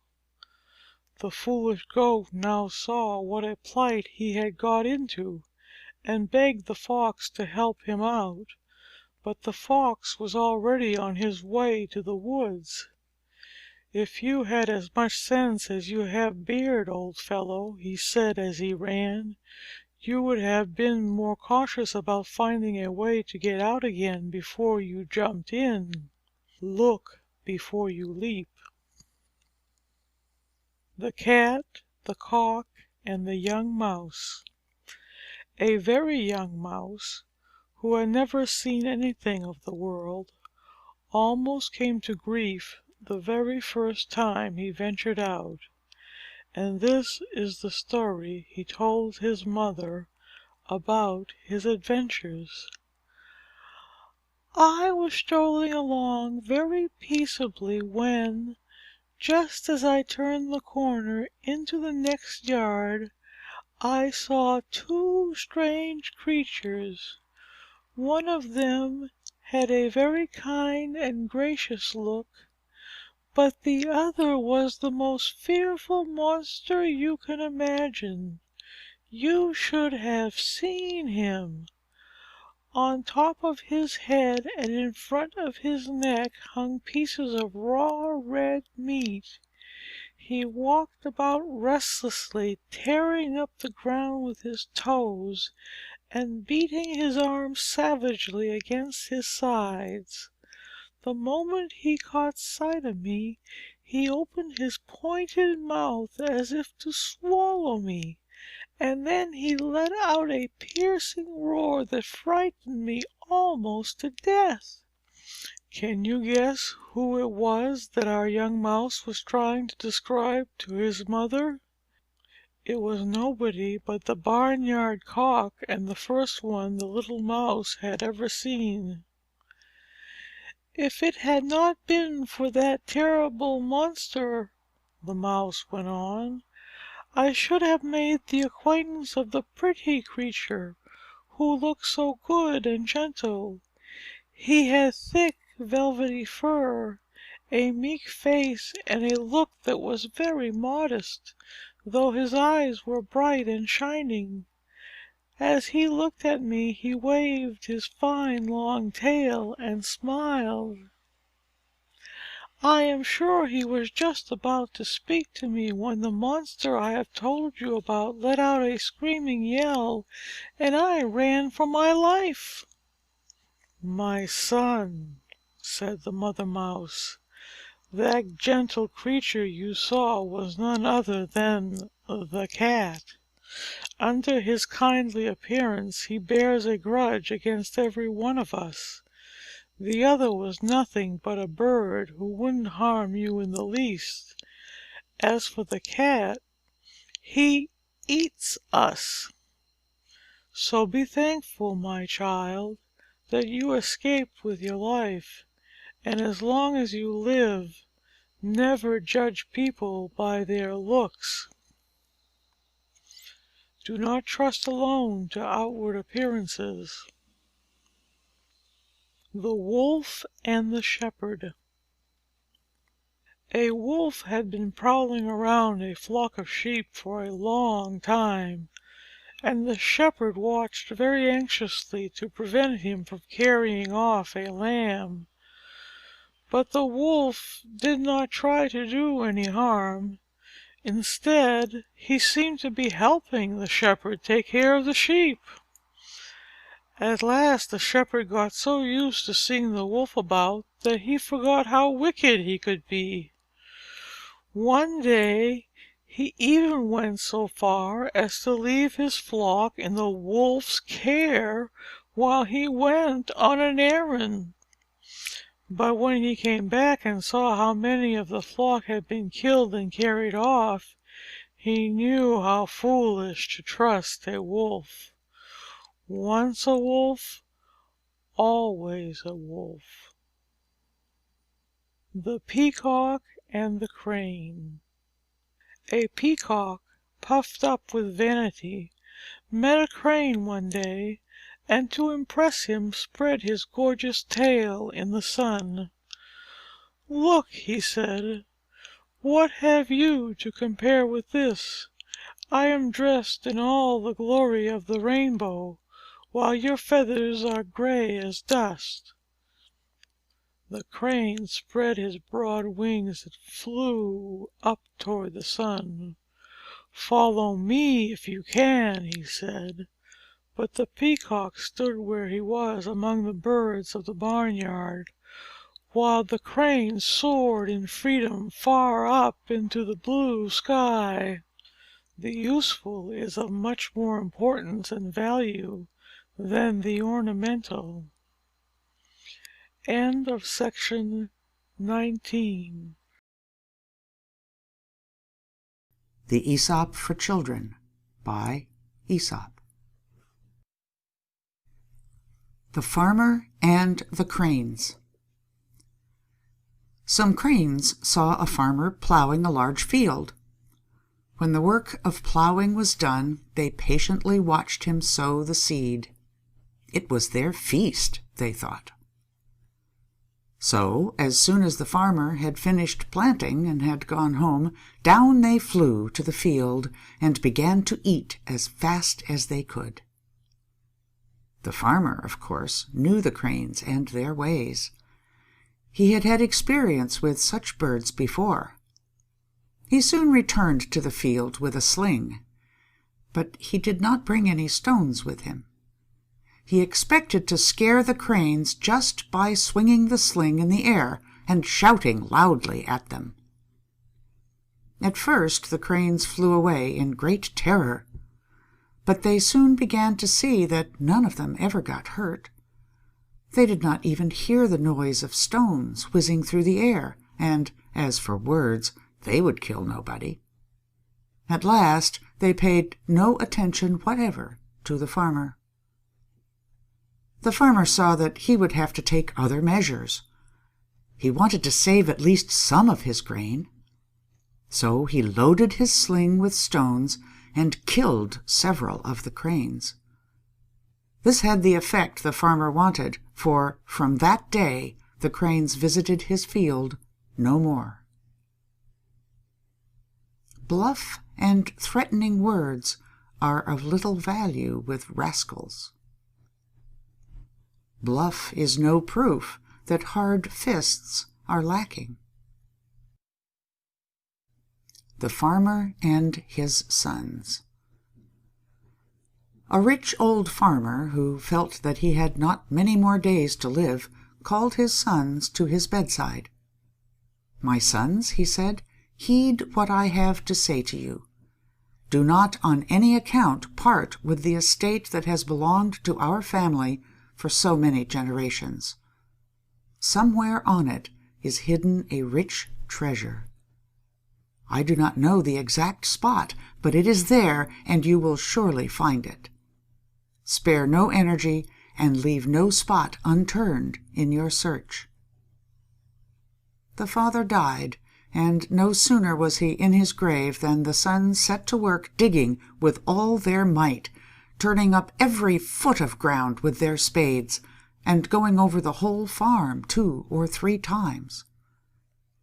No hidden gold did they find, but at harvest time, when they had settled their accounts and had pocketed a rich profit far greater than any of their neighbors, they understood that the treasure their father had told them about was the wealth of a bountiful crop, and that in their industry had they found the treasure. Industry is itself a treasure. The 2 Pots. 2 pots, one of brass and the other of clay, stood together on the hearthstone. One day the brass pot proposed to the earthen pot that they go out into the world together. But the earthen pot excused himself, saying that it would be wiser for him to stay in the corner by the fire. "It would take so little to break me," he said. "You know how fragile I am. The least shock is sure to shatter me." "Don't let that keep you at home," urged the brass pot. "I shall take very good care of you. If we should happen to meet anything hard, I will step between and save you." So the earthen pot at last consented, and the 2 set out side by side, jolting along on 3 stubby legs, first to this side, then to that, and bumping into each other at every step. The earthen pot could not survive that sort of companionship very long. They had not gone 10 paces before the earthen pot cracked, and at the next jolt he flew into 1,000 pieces. Equals make the best friends. The Goose and the Golden Egg. There was once a countryman who possessed the most wonderful goose you can imagine, for every day when he visited the nest, the goose had laid a beautiful, glittering, golden egg. The countryman took the eggs to market and soon began to get rich. But it was not long before he grew impatient with the goose because she gave him only a single golden egg a day. He was not getting rich fast enough. Then one day, after he had finished counting his money, the idea came to him that he could get all the golden eggs at once by killing the goose and cutting it open. But when the deed was done, not a single golden egg did he find, and his precious goose was dead. Those who have plenty want more, and so lose all they have. End of section 20. The Aesop for Children by Aesop. The Fighting Bulls and the Frog. 2 bulls were fighting furiously in a field, at one side of which was a marsh. An old frog living in the marsh trembled as he watched the fierce battle. "What are you afraid of?" asked a young frog. "Do you not see," replied the old frog, "that the bull who is beaten will be driven away from the good forage up there to the reeds of this marsh, and we shall all be trampled into the mud?" It turned out as the frog had said. The beaten bull was driven to the marsh, where his great hoofs crushed the frogs to death. When the great fall out, the weak must suffer for it. The Farmer and the Snake. A farmer walked through his field one cold winter morning. On the ground lay a snake, stiff and frozen with the cold. The farmer knew how deadly the snake could be, and yet he picked it up and put it in his bosom to warm it back to life. The snake soon revived, and when it had enough strength, bit the man who had been so kind to it. The bite was deadly, and the farmer felt that he must die. As he drew his last breath, he said to those standing around, "Learn from my fate not to take pity on a scoundrel." The Sick Stag. A stag had fallen sick. He had just strength enough to gather some food and find a quiet clearing in the woods, where he lay down to wait until his strength could return. The animals heard about the stag's illness and came to ask after his health. Of course, they were all hungry and helped themselves freely to the stag's food. And, as you would expect, the stag soon starved to death. Goodwill is worth nothing unless it is accompanied by good acts. The Mouse and the Weasel. A little hungry mouse found his way one day into a basket of corn. He had to squeeze himself a good deal to get through the narrow opening between the strips of the basket. But the corn was tempting, and the mouse was determined to get in. When at last he had succeeded, he gorged himself to bursting. Indeed, he became about 3 times as big around the middle as he was when he went in. At last he felt satisfied and dragged himself to the opening to get out again. But the best he could do was to get his head out. So there he sat, groaning and moaning, both from the discomfort inside him and his anxiety to escape from the basket. Just then a weasel came by. He understood the situation quickly. "My friend," he said, "I know what you've been doing. You've been stuffing. That's what you get. You will have to stay here till you feel just like you did when you went in. Good night, and good enough for you." And that was all the sympathy the poor mouse got. Greediness leads to misfortune. End of section 21. The Spendthrift and the Swallow. A young fellow who was very popular among his boon companions as a good spender quickly wasted his fortune trying to live up to his reputation. Then one fine day in early spring, he found himself with not a penny left and no property save the clothes he wore. He was to meet some jolly young men that morning, and was at his wits' end how to get enough money to keep up appearances. Just then a swallow flew by, twittering merrily, and the young man, thinking summer had come, hastened off to a clothes dealer, whom he sold all the clothes that he wore, down to his very tunic. A few days later, a change in weather brought a severe frost, and the poor swallow, and that foolish young man, in his light tunic, with his arms and knees bare, could scarcely keep the life in their shivering bodies. One swallow does not make a summer. The cat and the birds. A cat was growing very thin.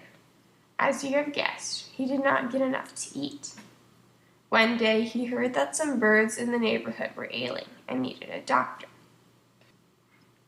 So he put on a pair of spectacles and, with a leather box in his hand, knocked at the door of the birds' home.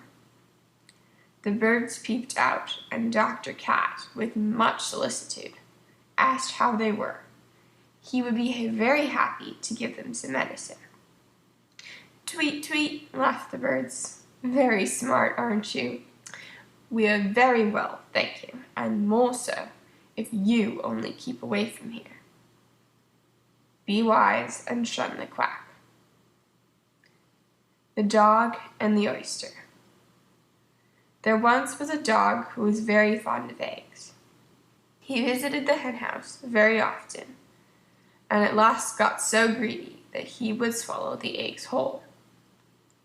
One day the dog wandered down to the seashore. There he spied an oyster. In a twinkling the oyster was resting in the dog's stomach, shell and all. It pained the dog a good deal, as you can guess. "I've learned that all round things are not eggs," he said, groaning. Act in haste and repent at leisure, and often in pain. The astrologer. A man who lived a long time ago believed that he could read the future in the stars.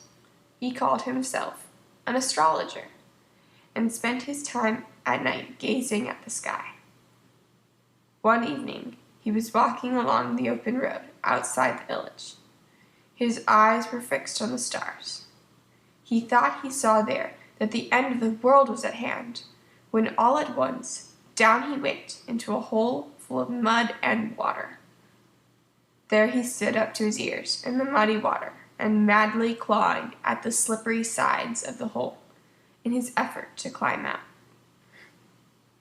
His cries for help soon brought the villagers running. As they pulled him out of the mud, one of them said, "You pretend to read the future in the stars, and yet you fail to see what is at your feet. This may teach you to pay more attention to what's right in front of you, and let the future take care of itself." "What use is it," said another, "to read the stars when you can't see what's right here on earth? Take care of the little things, and the big things will take care of themselves." End of section 22. The Aesop for Children, Fables 89 to 92 by Aesop. 3 bullocks and a lion. A lion had been watching 3 bullocks feeding in an open field.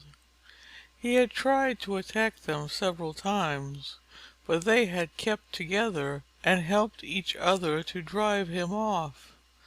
The lion had little hope of eating them, for he was no match for 3 strong bullocks with their sharp horns and hoofs. But he could not keep away from that field, for it is hard to resist watching a good meal, even when there is little chance of getting it. Then one day the bullocks had a quarrel, and when the hungry lion came to look at them and lick his chops as he was accustomed to do, he found them in separate corners of the field, as far away from one another as they could get. It was now an easy matter for the Lion to attack them one at a time, and this he proceeded to do with the greatest satisfaction and relish. In unity is strength. Mercury and the Woodman. A poor woodman was cutting down a tree near the edge of a deep pool in the forest. It was late in the day, and the woodman was tired.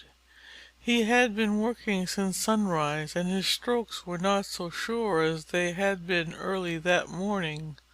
Thus it happened that the axe slipped and flew out of his hands into the pool. The woodman was in despair. The axe was all he possessed with which to make a living, and he had not money enough to buy a new one. As he stood wringing his hands and weeping, the god Mercury suddenly appeared and asked what the trouble was. The woodman told what had happened, and straightway the kind Mercury dived into the pool. When he came up again he held a wonderful golden axe. "Is this your axe?" Mercury asked the woodman. "No," answered the honest woodman, "that is not my axe." Mercury laid the golden axe on the bank and sprang back into the pool. This time he brought up an axe of silver, but the woodman declared again that his axe was just an ordinary one with a wooden handle. Mercury dived down for the third time, and when he came up again he had the very axe that had been lost. The poor woodman was very glad that his axe had been found, and could not thank the kind god enough. Mercury was greatly pleased with the woodman's honesty. "I admire your honesty," he said, "and as a reward you may have all three axes, the gold and the silver as well as your own." The happy woodman returned home with his treasures, and soon the story of his good fortune was known to everybody in the village. Now there were several woodmen in the village who believed that they could easily win the same good fortune. They hurried out into the woods, one here, one there, and hiding their axes in the bushes, pretended they had lost them. Then they wept and wailed and called on Mercury to help them. And indeed Mercury did appear, first to this one, then to that. To each one he showed an axe of gold, and each one eagerly claimed it to be the one he had lost. But Mercury did not give them the golden axe. Oh, no! Instead, he gave them each a hard whack over the head with it and sent them home. And when they returned next day to look for their own axes, they were nowhere to be found. Honesty is the best policy. The Frog and the Mouse. A young mouse, in search of adventure, was running along the bank of a pond where lived a frog. When the frog saw the mouse, he swam to the bank and croaked, "Won't you pay me a visit? I can promise you a good time if you do." The mouse did not need much coaxing, for he was very anxious to see the world and everything in it. But though he could swim a little, he did not dare risk going into the pond without some help. The frog had a plan. He tied the mouse's leg to his own with a tough reed. Then into the pond he jumped, dragging his foolish companion with him. The mouse soon had enough of it, and wanted to return to shore, but the treacherous frog had other plans. He pulled the mouse down under the water and drowned him. But before he could untie the reed that bound him to the dead mouse, a hawk came sailing over the pond. Seeing the body of the mouse floating on the water, the hawk swooped down, seized the mouse, and carried it off with the frog dangling from its leg. Thus, at one swoop, he had caught both meat and fish for his dinner. Those who seek to harm others often come to harm themselves through their own deceit. The Fox and the Crab. A Crab one day grew disgusted with the sands in which he lived. He decided to take a stroll to the meadow not far inland. There he would find better fare than briny water and sand mites. So off he crawled to the meadow. But there a hungry Fox spied him, and in a twinkling ate him up, both shell and claw. Be content with your lot. End of section 23. The Aesop for Children, Fables 93 to 96, by Aesop. The Serpent and the Eagle. A serpent had succeeded in surprising an eagle, and had wrapped himself around the eagle's neck. The eagle could not reach the serpent, neither with beak nor claws. Far into the sky he soared, trying to shake off his enemy. But the serpent's hold only tightened, and slowly the eagle sank back to earth, gasping for breath. A countryman chanced to see the unequal combat. In pity for the noble eagle, he rushed up, and soon had loosened the coiling serpent and freed the eagle. The serpent was furious. He had no chance to bite the watchful countryman. Instead, he struck at the drinking horn hanging at the countryman's belt, and into it let fly the poison of his fangs. The countryman now went on toward home. Becoming thirsty on the way, he filled his horn at a spring and was about to drink. There was a sudden rush of great wings. Sweeping down, the eagle seized the poisoned horn from out his saviour's hands, and flew away with it to hide it where it could never be found. An act of kindness is well repaid. The Wolf in Sheep's Clothing. A certain wolf could not get enough to eat because of the watchfulness of the shepherds. But one night he found a sheepskin that had been cast aside and forgotten. The next day, dressed in the skin, the wolf strolled into the pasture with the sheep. Soon a little lamb was following him about, and was quickly led away to slaughter. That evening the wolf entered the fold with the flock. But it happened that the shepherd took a fancy for mutton broth that very evening, and picking up a knife went to the fold. There the first he laid hands on and killed was the wolf. The evil doer often comes to harm through his own deceit. The Bull and the Goat.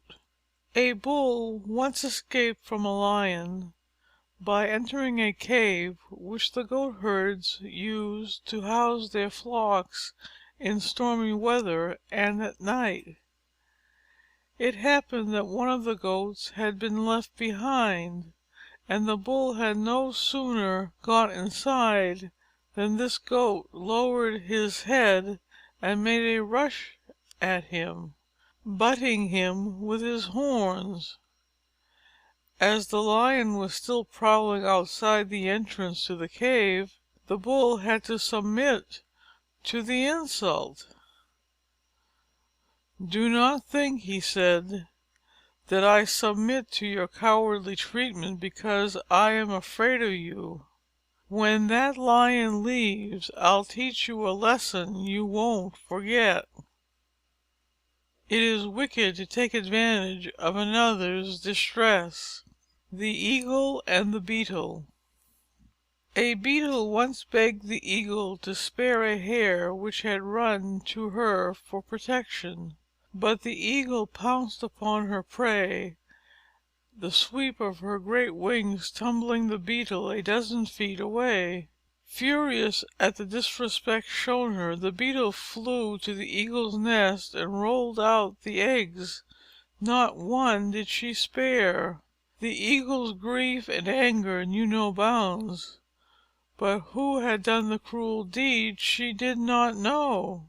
Next year the Eagle built her nest far up on a mountain crag, but the Beetle found it and again destroyed the eggs. In despair the Eagle now implored great Jupiter to let her place her eggs in his lap. There none would dare harm them. But the Beetle buzzed about Jupiter's head, and made him rise to drive her away, and the eggs rolled from his lap. Now the Beetle told the reason for her action, and Jupiter had to acknowledge the justice of her cause. And they say that ever after, while the Eagle's eggs lie in the nest in spring, the Beetle still sleeps in the ground, for so Jupiter commanded. Even the weakest may find means to avenge a wrong. End of section 24. The Aesop for Children by Aesop. The Old Lion and the Fox.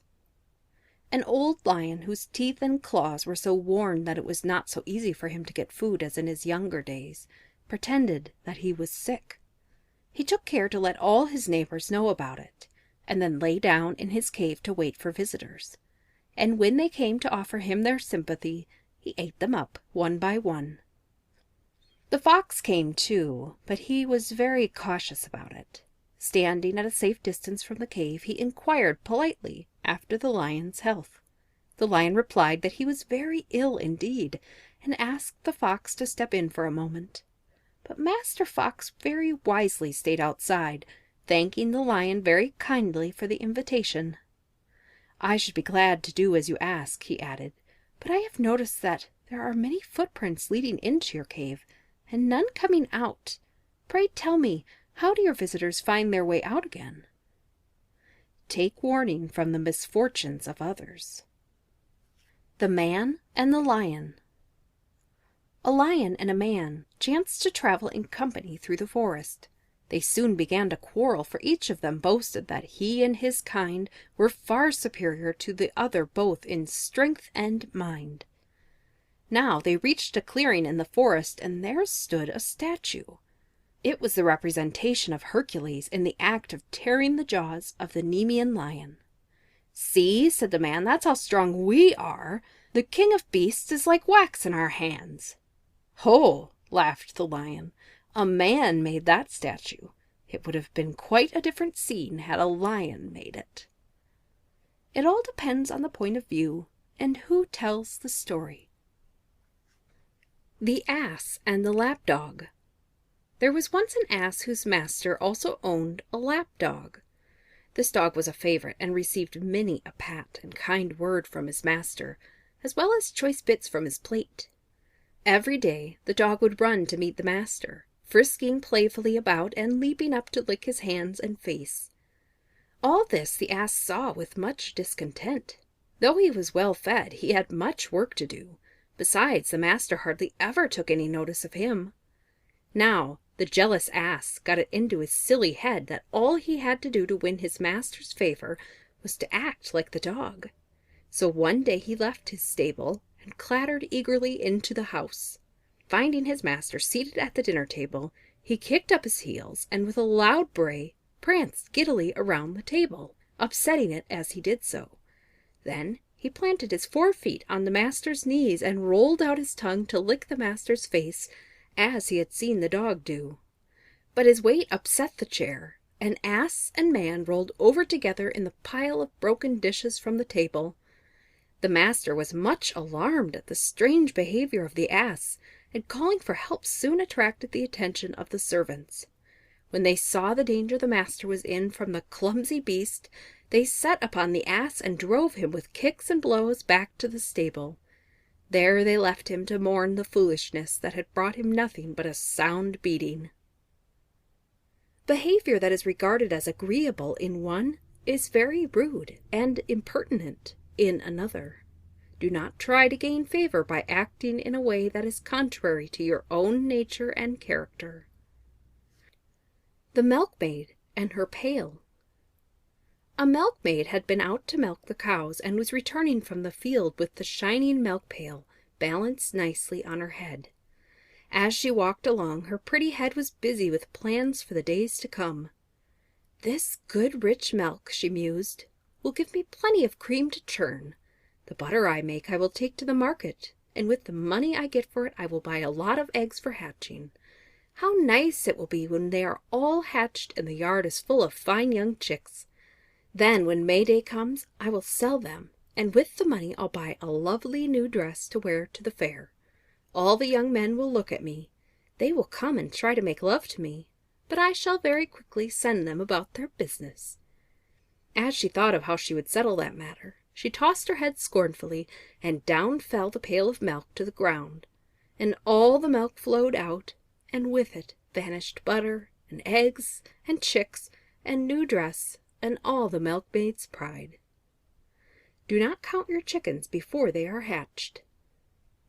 End of section 25.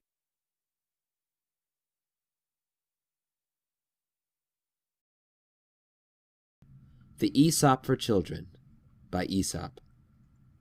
The Wolf and the Shepherd. A wolf, lurking near the shepherd's hut, saw the shepherd and his family feasting on a roasted lamb. "Aha!" he muttered.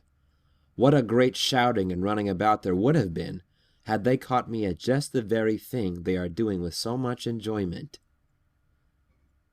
Men often condemn others for what they see no wrong in doing themselves.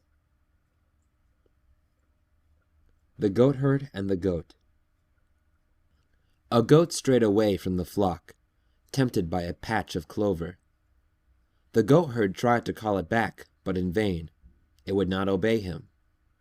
Then he picked up a stone and threw it, breaking the goat's horn. The goatherd was frightened. "Do not tell the master," he begged the goat. "No," said the goat. "That broken horn can speak for itself." Wicked deeds will not stay hid. The Miser. A miser had buried his gold in a secret place in his garden. Every day he went to the spot, dug up the treasure, and counted it piece by piece to make sure it was all there.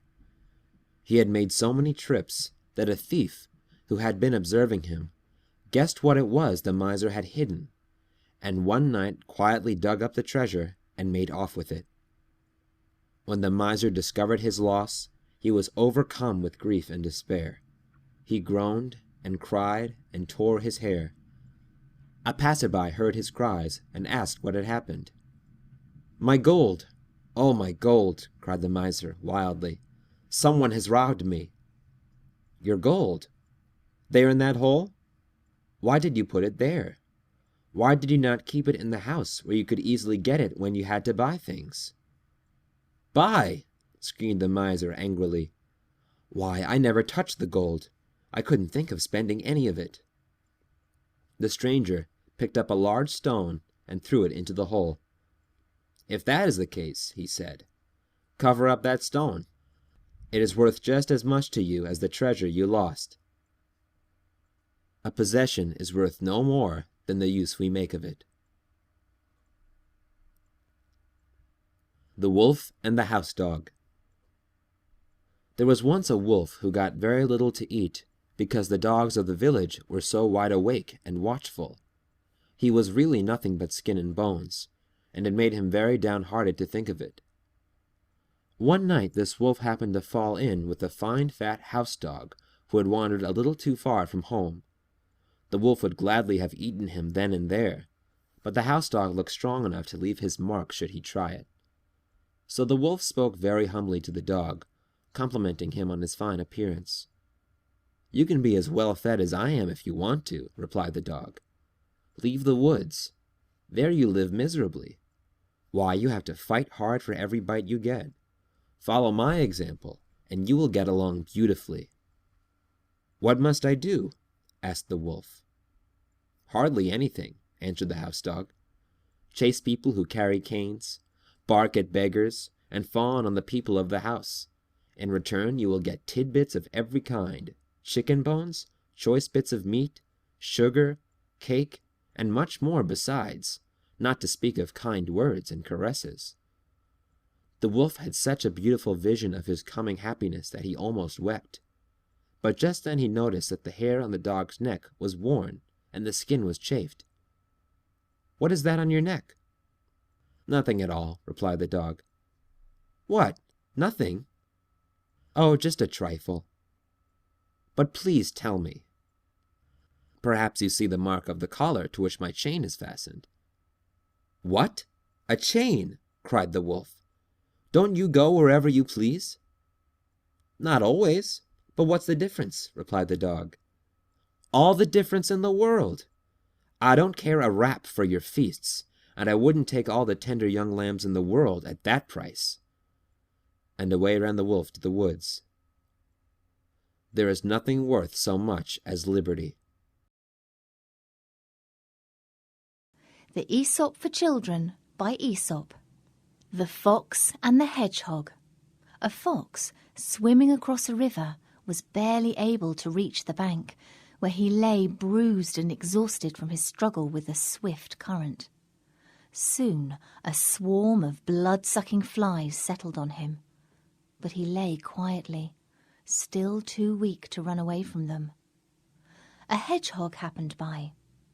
"Let me drive the flies away," he said kindly. "No, no!" exclaimed the fox. "Do not disturb them. They have taken all they can hold. If you drive them away, another greedy swarm will come and take the little blood I have left." Better to bear a lesser evil than to risk a greater in removing it. The Bat and the Weasels. A bat blundered into the nest of a weasel, who ran up to catch and eat him. The bat begged for his life, but the weasel would not listen. "You are a mouse," he said, "and I am a sworn enemy of mice. Every mouse I catch, I am going to eat." But I'm not a mouse," cried the bat. Look at my wings. Can mice fly? Why, I am only a bird. Please let me go." The weasel had to admit that the bat was not a mouse, so he let him go. But a few days later, the foolish bat went blindly into the nest of another weasel. This weasel happened to be a bitter enemy of birds, and he soon had the bat under his claws, ready to eat him. "You are a bird," he said, "and I am going to eat you." "What?" cried the bat. "I, a bird? Why, all birds have feathers. I am nothing but a mouse. Down with all cats is my motto." And so the bat escaped with his life a second time. Set your sails with the wind. The Quack Toad. An old toad once informed all his neighbours that he was a learned doctor. In fact, he could cure anything. The fox heard the news and hurried to see the toad. He looked the toad over very carefully. "Mr. Toad," he said, "I've been told that you cure anything, but just take a look at yourself and then try some of your own medicine. If you can cure yourself of that blotchy skin and that rheumatic gait, someone might believe you. Otherwise, I should advise you to try some other profession." Those who would mend others should first mend themselves. The Fox Without a Tail. A fox that had been caught in a trap succeeded at last, after much painful tugging, in getting away. But he had to leave his beautiful bushy tail behind him. For a long time he kept away from the other foxes, for he knew well enough that they would all make fun of him and crack jokes and laugh behind his back. But it was hard for him to live alone, and at last he thought of a plan that would perhaps help him out of his trouble. He called a meeting of all the foxes, saying that he had something of great importance to tell the tribe. When they were all gathered together, the fox without a tail got up and made a long speech about those foxes who had come to harm because of their tails. This one had been caught by hounds when his tail had become entangled in the hedge. That one had not been able to run fast enough because of the weight of his brush. Besides, it was well known, he said, that men hunt foxes simply for their tails, which they cut off as prizes of the hunt. With such proof of the danger and uselessness of having a tail, said Master Fox, he would advise every fox to cut it off, if he valued life and safety. When he had finished talking, an old fox arose and said, smiling, "Master Fox, kindly turn around for a moment, and you shall have your answer." When the poor fox without a tail turned around, there arose such a storm of jeers and hooting that he saw how useless it was to try any longer to persuade the foxes to part with their tails. Do not listen to the advice of him who seeks to lower you to his own level. End of section 27. The Aesop for Children by Aesop. The Mischievous Dog. There was once a dog who was so ill-natured and mischievous that his master had to fasten a heavy wooden clog about his neck to keep him from annoying visitors and neighbours. But the dog seemed to be very proud of the clog and dragged it about noisily as if he wished to attract everybody's attention. He was not able to impress anyone. "You would be wiser," said an old acquaintance, "to keep quietly out of sight with that clog. Do you want everybody to know what a disgraceful and ill-natured dog you are?" Notoriety is not fame. The Rose and the Butterfly. A butterfly once fell in love with a beautiful rose. The rose was not indifferent, for the butterfly's wings were powdered in a charming pattern of gold and silver. And so, when he fluttered near and told her how he loved her, she blushed rosily and said yes. After much pretty love-making and many whispered vows of constancy, the butterfly took a tender leave of his sweetheart. But alas, it was a long time before he came back to her. "Is this your constancy?" she exclaimed tearfully. "It is ages since you went away, and all the time you have been carrying on with all sorts of flowers. I saw you kiss Miss Geranium, and you fluttered around Miss Mignonette until Honeybee chased you away. I wish he had stung you." "Constancy?" laughed the butterfly. "I had no sooner left you than I saw Zephyr kissing you. You carried on scandalously with Mr. Bumblebee, and you made eyes at every single bug you could see. You can't expect any constancy from me." Do not expect constancy in others if you have none yourself. The Cat and the Fox. Once a cat and a fox were travelling together. As they went along, picking up provisions on the way, a stray mouse here, a fat chicken there, they began an argument to while away the time between bites. And, as usually happens when comrades argue, the talk began to get personal. "You think you're extremely clever, don't you?" said the fox. "Do you pretend to know more than I? Why, I know a whole sack full of tricks." "Well," retorted the cat, "I admit I know one trick only, but that one, let me tell you, is worth 1,000 of yours." Just then, close by, they heard a hunter's horn and the yelping of a pack of hounds. In an instant the cat was up a tree, hiding among the leaves. "This is my trick," he called to the fox. "Now let me see what yours are worth." But the fox had so many plans for escape, he could not decide which one to try first. He dodged here and there with the hounds at his heels. He doubled on his tracks. He ran at top speed. He entered a dozen burrows. But all in vain. The hounds caught him, and soon put an end to the boaster and all his tricks. Common sense is always worth more than cunning. The Boy and the Nettle. a boy, stung by a nettle, ran home crying to get his mother to blow on the hurt and kiss it. "Son," said the boy's mother when she had comforted him, "the next time you come near a nettle, grasp it firmly and it will be as soft as silk. Whatever you do, do with all your might." End of section 28. The Aesop for Children by Aesop. The Old Lion. A lion had grown very old. His teeth were worn away. His limbs could no longer bear him, and the king of beasts was very pitiful indeed as he lay gasping on the ground, about to die. Where now his strength and his former graceful beauty? Now a boar spied him, and rushing at him, gored him with his yellow tusk. A bull trampled him with his heavy hoofs. Even a contemptible ass let fly his heels and brayed his insults in the face of the lion. It is cowardly to attack the defenseless, though he be an enemy. The Fox and the Pheasants.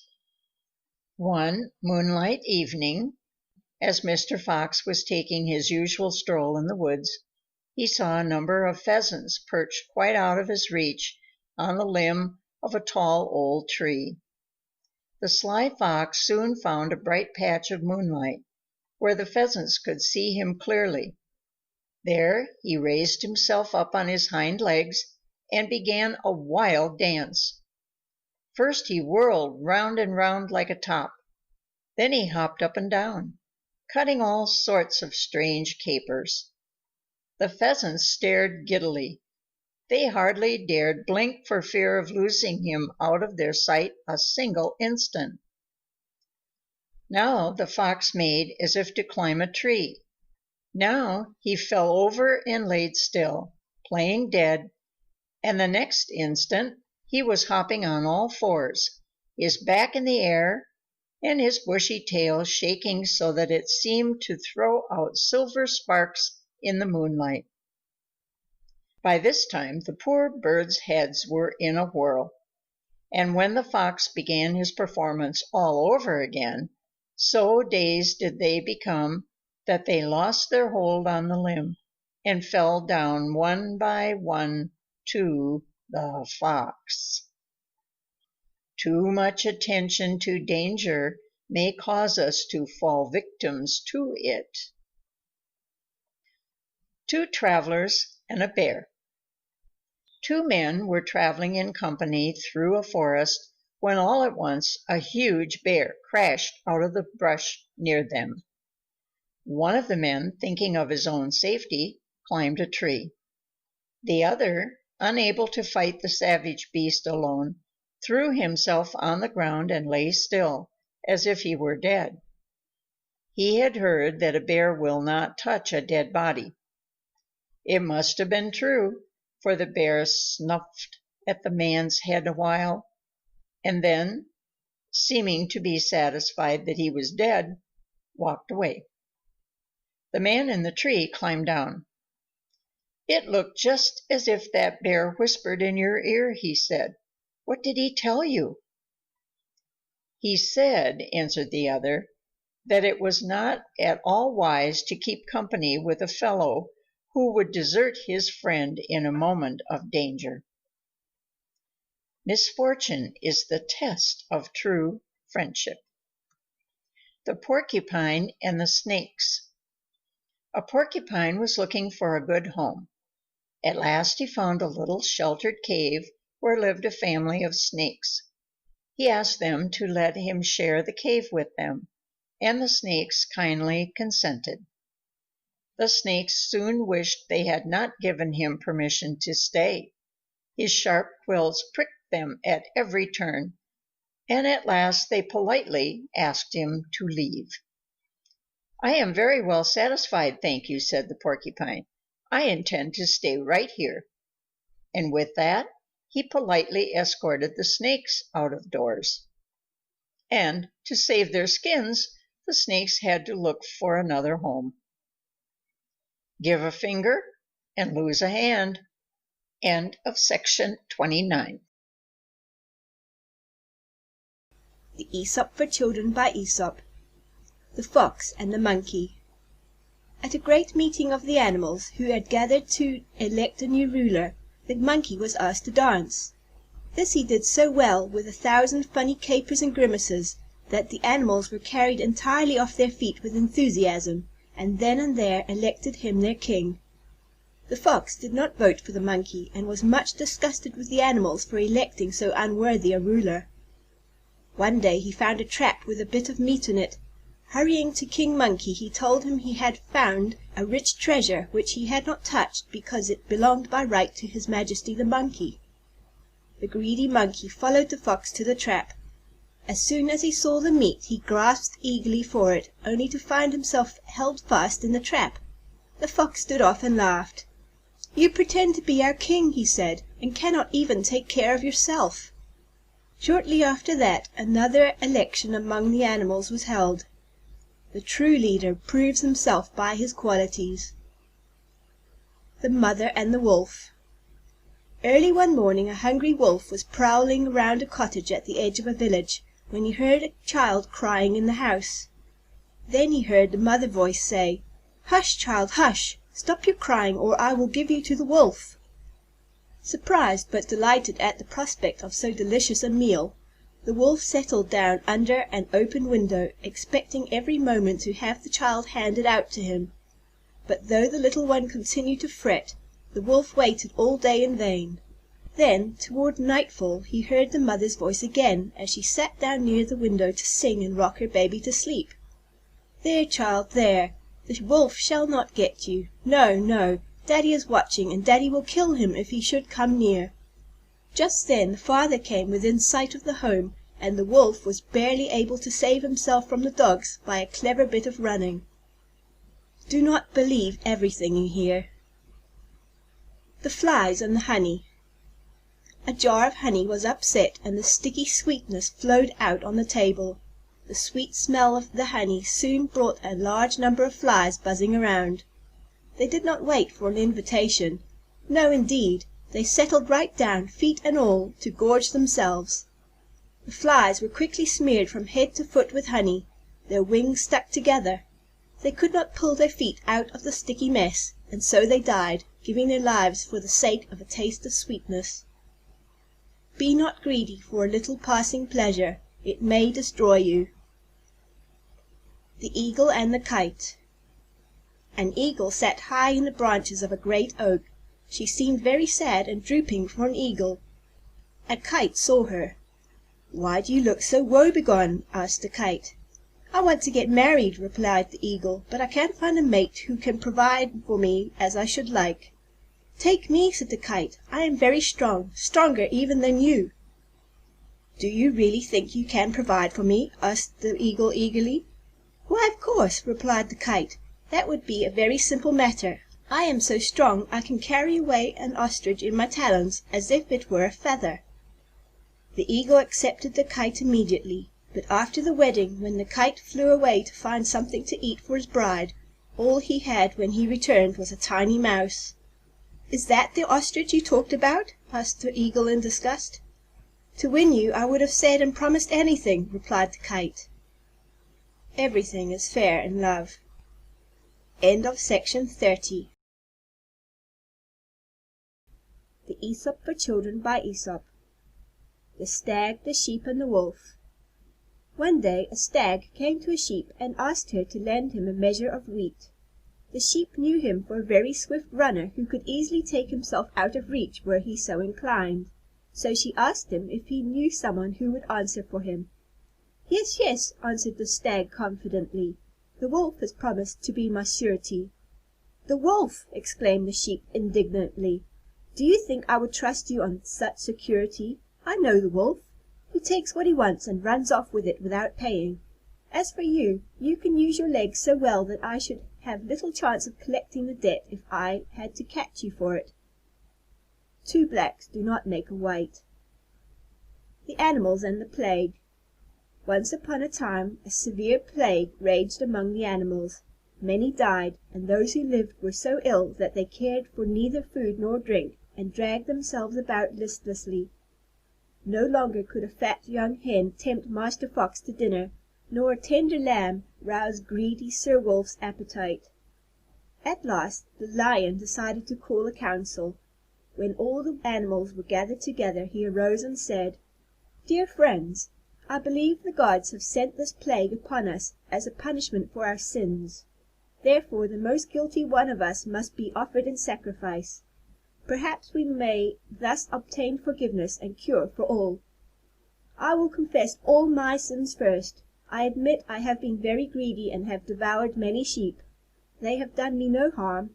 I have eaten goats and bulls and stags. To tell the truth, I even ate up a shepherd now and then. Now if I am the most guilty, I am ready to be sacrificed. But I think it best that each one confess his sins as I have done. Then we can decide in all justice who is the most guilty." "Your Majesty," said the Fox, "you are too good. Can it be a crime to eat sheep, such stupid mutton heads? No, no, Your Majesty, you have done them great honor by eating them up. And so far as shepherds are concerned, we all know they belong to that puny race that pretends to be our masters." All the animals applauded the Fox loudly. Then, though the tiger, the bear, the wolf, and all the savage beasts recited the most wicked deeds, all were excused and made to appear very saint-like and innocent. Now it was the Ass's turn to confess. "I remember," he said guiltily, "that one day as I was passing a field belonging to some priests, I was so tempted by the tender grass and my hunger that I could not resist nibbling a bit of it. I had no right to it, I admit." A great uproar among the beasts interrupted him. Here was the culprit who had brought misfortune on all of them. What a horrible crime it was to eat grass that belonged to someone else! It was enough to hang anyone for, so much more an ass. Immediately they all fell upon him, the wolf in the lead, and soon had made an end to him, sacrificing him to the gods then and there, and without the formality of an altar. The weak are made to suffer for the misdeeds of the powerful. The Shepherd and the Lion. A shepherd, counting his sheep one day, discovered that a number of them were missing. Much irritated, he very loudly and boastfully declared that he would catch the thief and punish him as he deserved. The shepherd suspected a wolf of the deed, and so set out toward a rocky region among the hills, where there were caves infested by wolves. But before starting out, he made a vow to Jupiter that if he would help him find the thief, he would offer a fat calf as a sacrifice. The shepherd searched a long time without finding any wolves, but just as he was passing near a large cave on the mountain's side, a huge lion stalked out, carrying a sheep. In great terror the shepherd fell on his knees. "Alas, O Jupiter, man does not know what he asks. To find the thief I offered to sacrifice a fat calf. Now I promise you a full-grown bull, if you but make the thief go away." We are often not so eager for what we seek after we have found it. Do not foolishly ask for things that would bring ruin if they were granted. The Dog and his Reflection. A dog, to whom the butcher had thrown a bone, was hurrying home with his prize as fast as he could go. As he crossed a narrow footbridge, he happened to look down and saw himself reflected in the quiet water, as if in a mirror. But the greedy dog thought he saw a real dog carrying a bone much bigger than his own. If he had stopped to think, he would have known better, but instead of thinking, he dropped his bone and sprang at the dog in the river, only to find himself swimming for dear life to reach the shore. At last he managed to scramble out, but as he stood sadly thinking about the good bone he had lost, he realized what a stupid dog he had been. It is very foolish to be greedy. End of section 31. The Aesop for Children by Aesop. The Hare and the Tortoise. A hare was making fun of the tortoise one day for being so slow. "Do you ever get anywhere?" he asked with a mocking laugh.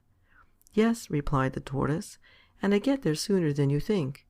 I'll run you a race and prove it." The hare was much amused at the idea of running a race with the tortoise, but for the fun of the thing he agreed.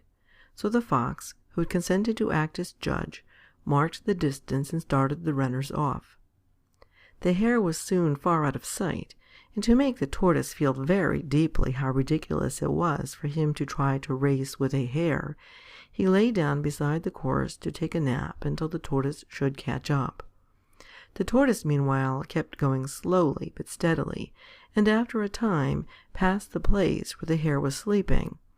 But the hare slept on very peacefully, and when at last he did wake up, the Tortoise was near the goal. The hare now ran his swiftest, but he could not overtake the Tortoise in time. The race is not always to the swift. The Bees and Wasps and the Hornet.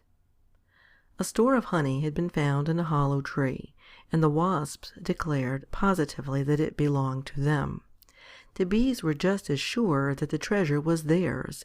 The argument grew very pointed, and it looked as if the affair could not be settled without a battle, when at last, with much good sense, they agreed to let a judge decide the matter. So they brought the case before the Hornet, justice of the peace in that part of the woods. When the judge called the case, witnesses declared that they had seen certain winged creatures in the neighborhood of the hollow tree, who hummed loudly, and whose bodies were striped, yellow and black, like bees. Counsel for the Wasps immediately insisted that this description fitted his clients exactly. Such evidence did not help Judge Hornet to any decision, so he adjourned court for 6 weeks to give him time to think it over. When the case came up again, both sides had a large number of witnesses.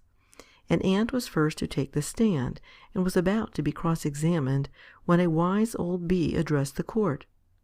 "Your Honor," he said, "the case has now been pending for 6 weeks.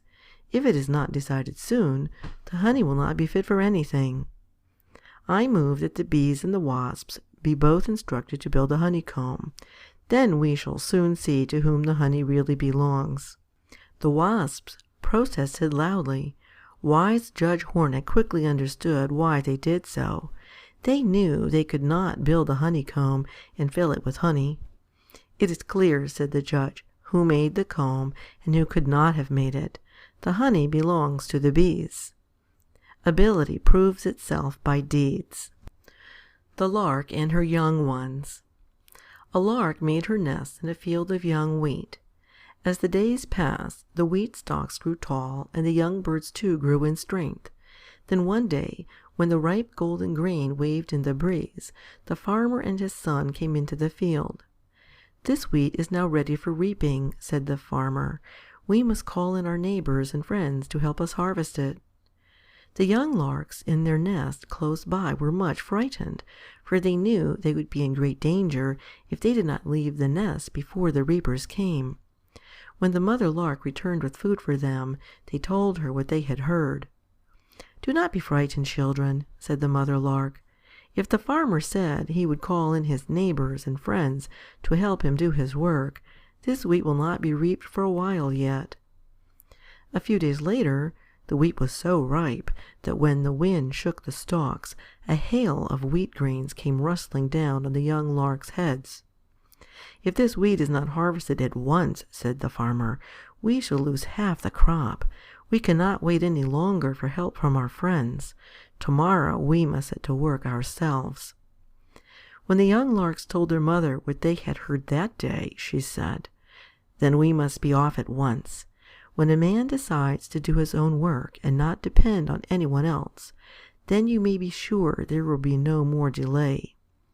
There was much fluttering and trying out of wings that afternoon, and at sunrise next day, when the farmer and his son cut down the grain, they found an empty nest. Self-help is the best help. The Cat and the Old Rat. There was once a cat who was so watchful that a mouse hardly dared show the tip of his whiskers for fear of being eaten alive. That cat seemed to be everywhere at once, with his claws all ready for a pounce. At last the mice kept so closely to their dens that the cat saw he would have to use his wits well to catch one. So one day he climbed up on a shelf and hung from it, head downward, as if he were dead, holding himself up by clinging to some ropes with one paw. When the mice peeped out and saw him in that position, they thought he had been hung up there in punishment for some misdeed. Very timidly at first, they stuck out their heads and sniffed about carefully, but as nothing stirred, all trooped joyfully out to celebrate the death of the cat. Just then the cat let go his hold, and before the mice recovered from their surprise, he had made an end of 3 or 4. Now the mice kept more strictly at home than ever, but the cat, who was still hungry for mice, knew more tricks than one. Rolling himself in flour until he was covered completely, he lay down in the flour bin with one eye open for the mice. Sure enough, the mice soon began to come out. To the cat it was almost as if he had already had a plump young mouse under his claws, when an old rat, who had had much experience with cats and traps, and had even lost a part of his tail to pay for it, sat up at a safe distance from a hole in the wall where he lived. "Take care," he cried. "That may be a heap of meal, but it looks to me very much like the cat. Whatever it is wisest to keep at a safe distance." The wise do not let themselves be tricked a second time. End of section 32.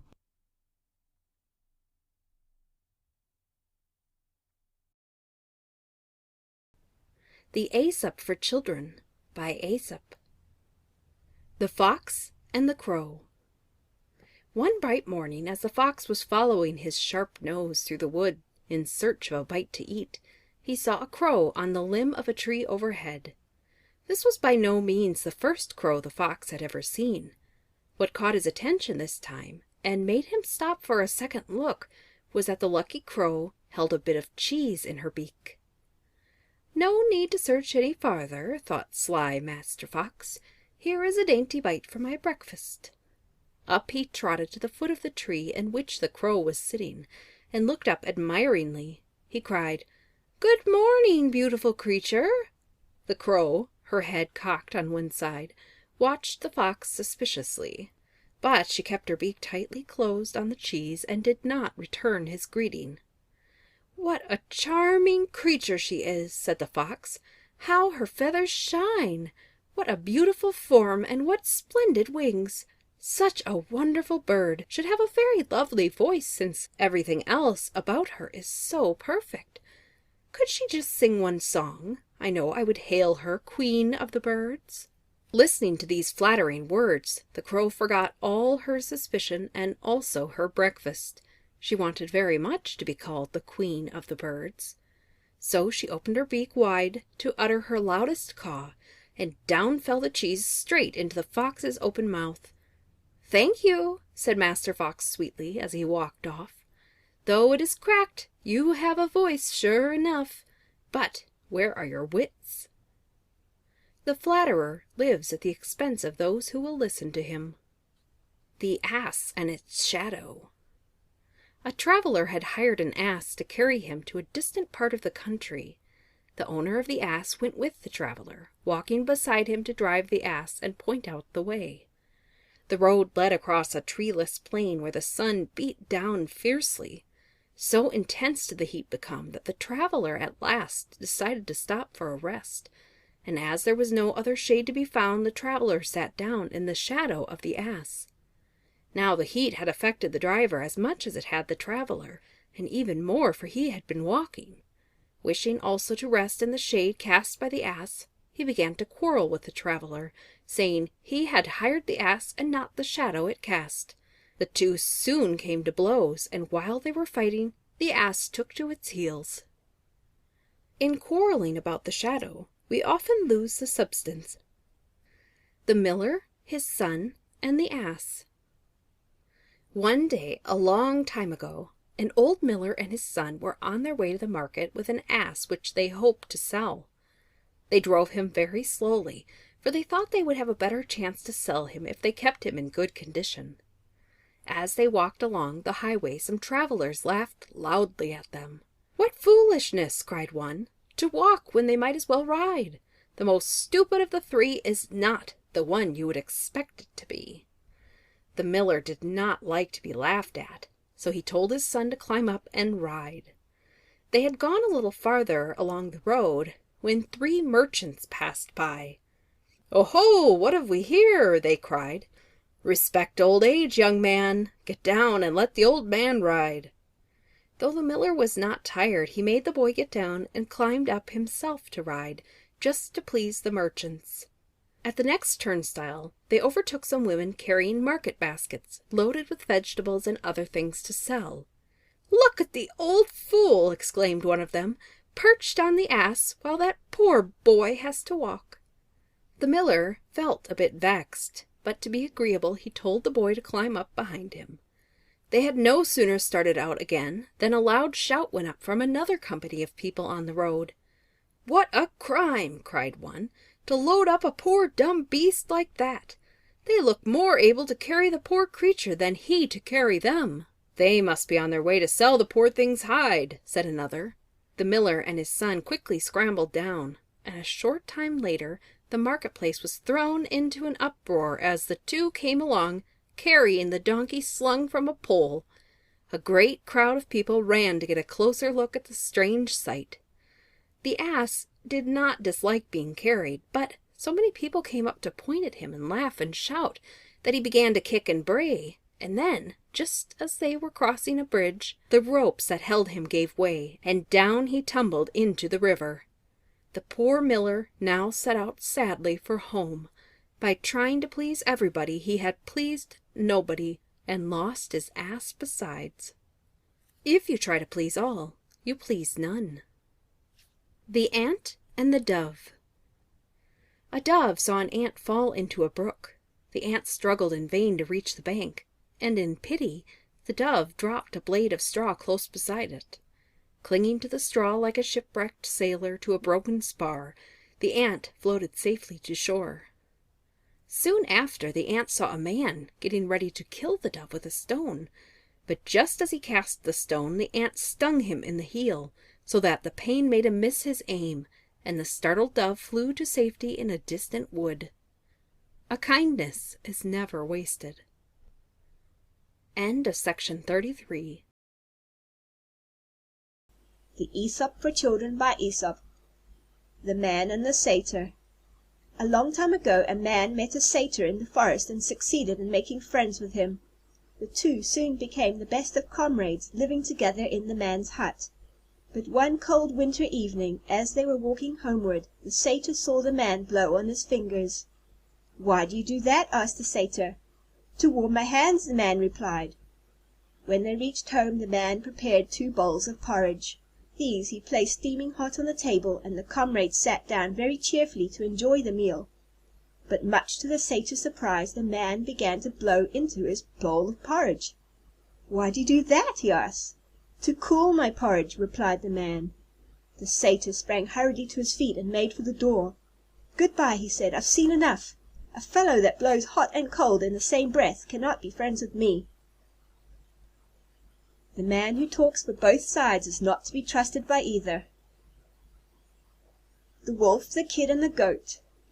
Mother Goat was going to market one morning to get provisions for her household, which consisted of but one little kid and herself. "Take good care of the house, my son," she said to the kid, as she carefully latched the door. "Do not let anyone in unless he gives you this password: 'Down with the wolf and all his race.'" Strangely enough, a wolf was lurking near and heard what the goat had said. So as soon as Mother Goat was out of sight, up he trotted to the door and knocked. "Down with the wolf and all his race," said the wolf softly. It was the right password, but when the kid peeped through a crack in the door and saw the shadowy figure outside, he did not feel at all easy. "Show me a white paw," he said, "or I won't let you in." A white paw, of course, is a feature few wolves can show, and so Master Wolf had to go away as hungry as he had come. "You can never be too sure," said the kid, when he saw the wolf making off to the woods. "2 sureties are better than 1. The Swallow and the Crow. The Swallow and the Crow had an argument one day about their plumage.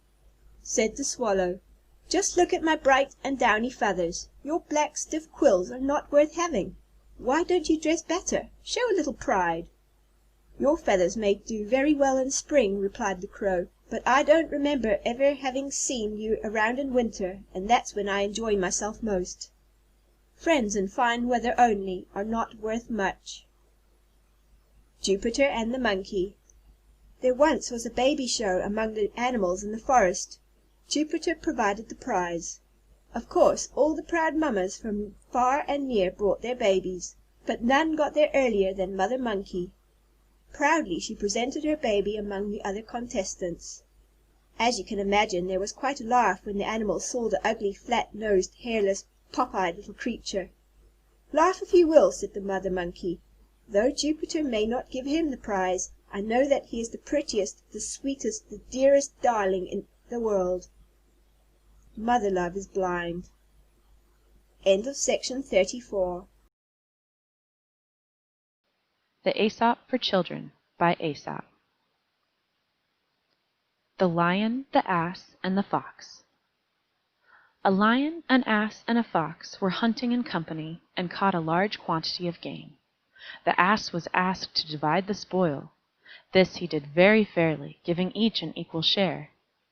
The fox was well satisfied, but the lion flew into a great rage over it, and with one stroke of his huge paw he added the ass to the pile of slain. Then he turned to the fox. "You divide it," he roared angrily. The fox wasted no time in talking. He quickly piled all the game into one great heap. From this he took a very small portion for himself, such undesirable bits as the horns and hoofs of a mountain goat, and the end of an ox tail. The lion now recovered his good humor entirely. "Who taught you to divide so fairly?" he asked pleasantly. "I learned a lesson from the ass," replied the fox, carefully edging away. Learn from the misfortunes of others. The Lion's Share. A long time ago, the lion, the fox, the jackal, and the wolf agreed to go hunting together, sharing with each other whatever they found. One day the wolf ran down a stag and immediately called his comrades to divide the spoil. Without being asked, the lion placed himself at the head of the feast to do the carving, and, with a great show of fairness, began to count the guests. "One," he said, counting on his claws, "that is myself the lion. 2, that's the wolf.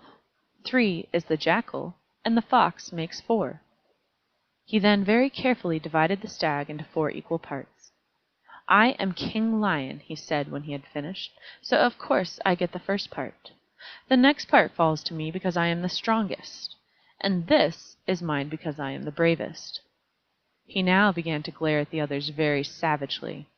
"If any of you have any claim to the part that is left," he growled, stretching his claws meaningly, "now is the time to speak up."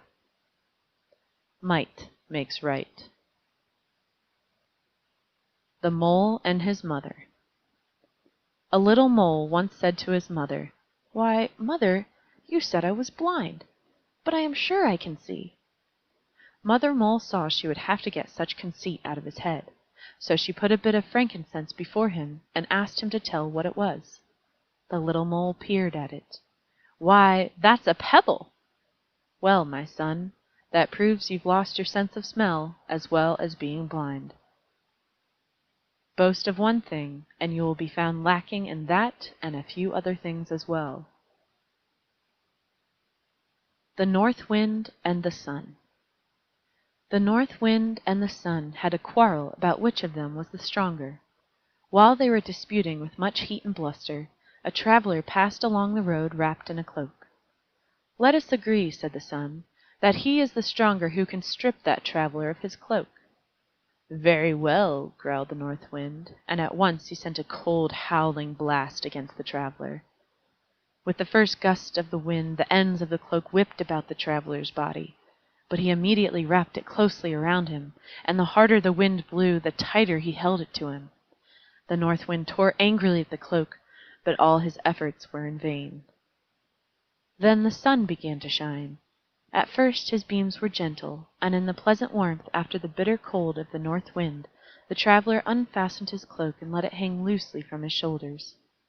The Sun's rays grew warmer and warmer. The man took off his cap and mopped his brow. At last he became so heated that he pulled off his cloak, and, to escape the blazing sunshine, threw himself down in the welcome shade of a tree by the roadside. Gentleness and kind persuasion win where force and bluster fail. End of section 35. Aesop for Children, Fables 141 to 144, by Aesop. The Hare and His Ears. The lion had been badly hurt by the horns of a goat which he was eating. He was very angry to think that any animal that he chose for a meal should be so brazen as to wear such dangerous things as horns to scratch him while he ate.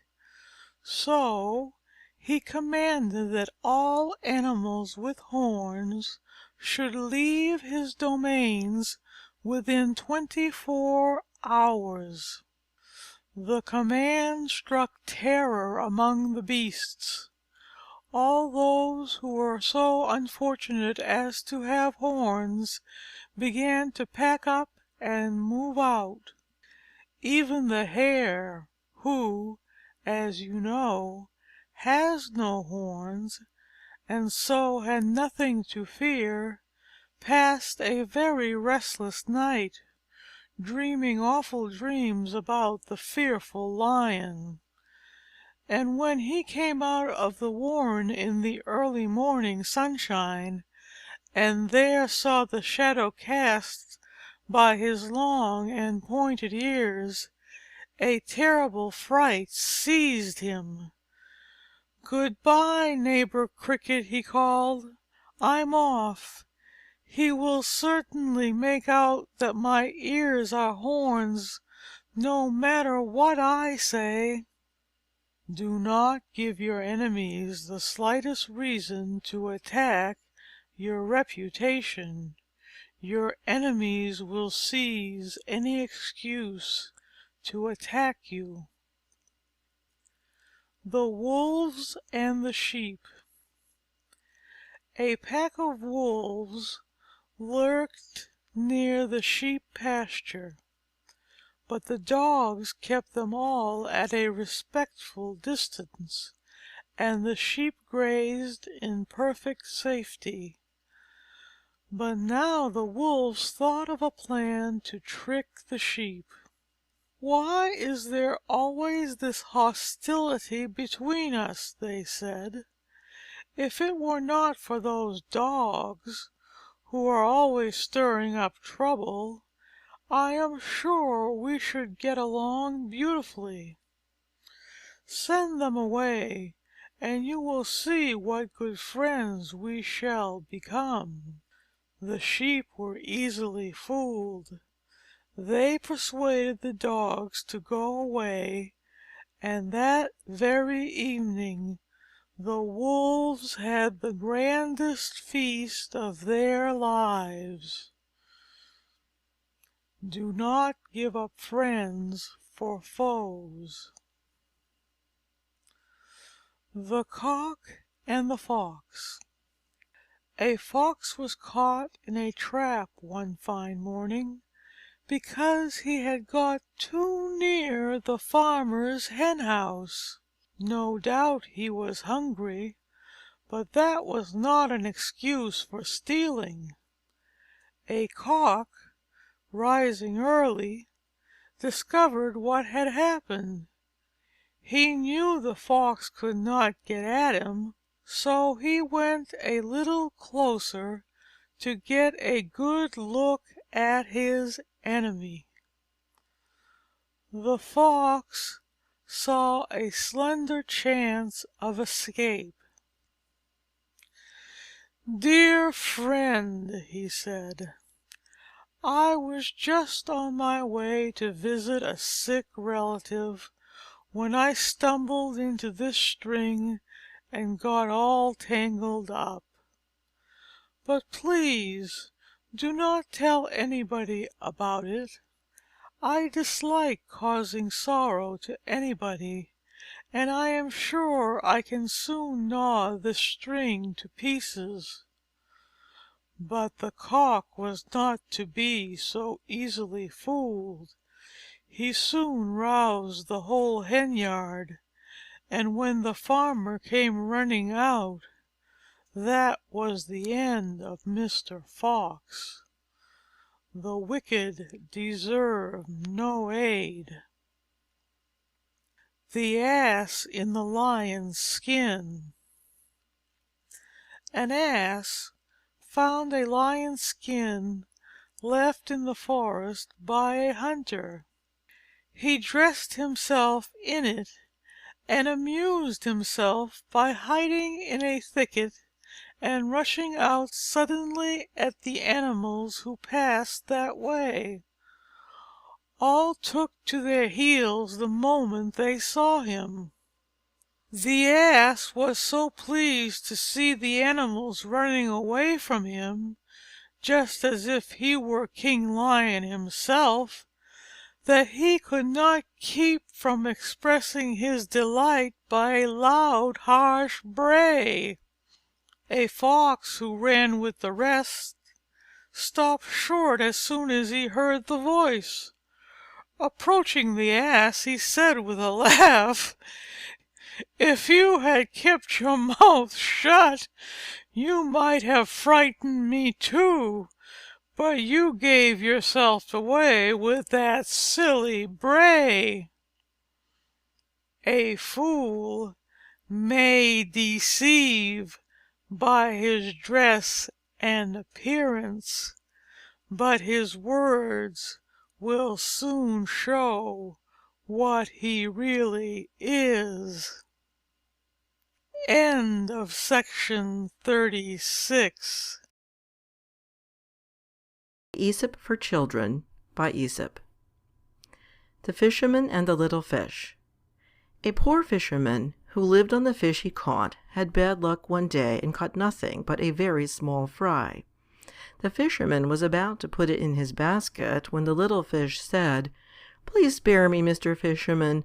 I am so small, it is not worth while to carry me home. When I am bigger, I shall make you a much better meal." But the fisherman quickly put the fish into his basket. "How foolish I should be," he said, "to throw you back. However small you may be, you are better than nothing at all." A small gain is worth more than a large promise. The Fighting Cocks and the Eagle. Once there were two cocks living in the same farmyard who could not bear the sight of each other. At last one day they flew up to fight it out, beak and claw. They fought until one of them was beaten and crawled off to a corner to hide. The cock that had won the battle flew to the top of the hen house, and proudly flapping his wings, crowed with all his might to tell the world about his victory. But an eagle, circling overhead, heard the boasting chanticleer, and, swooping down, carried him off to his nest. His rival saw the deed, and coming out of his corner, took his place as master of the farmyard. Pride goes before a fall. End of section 37.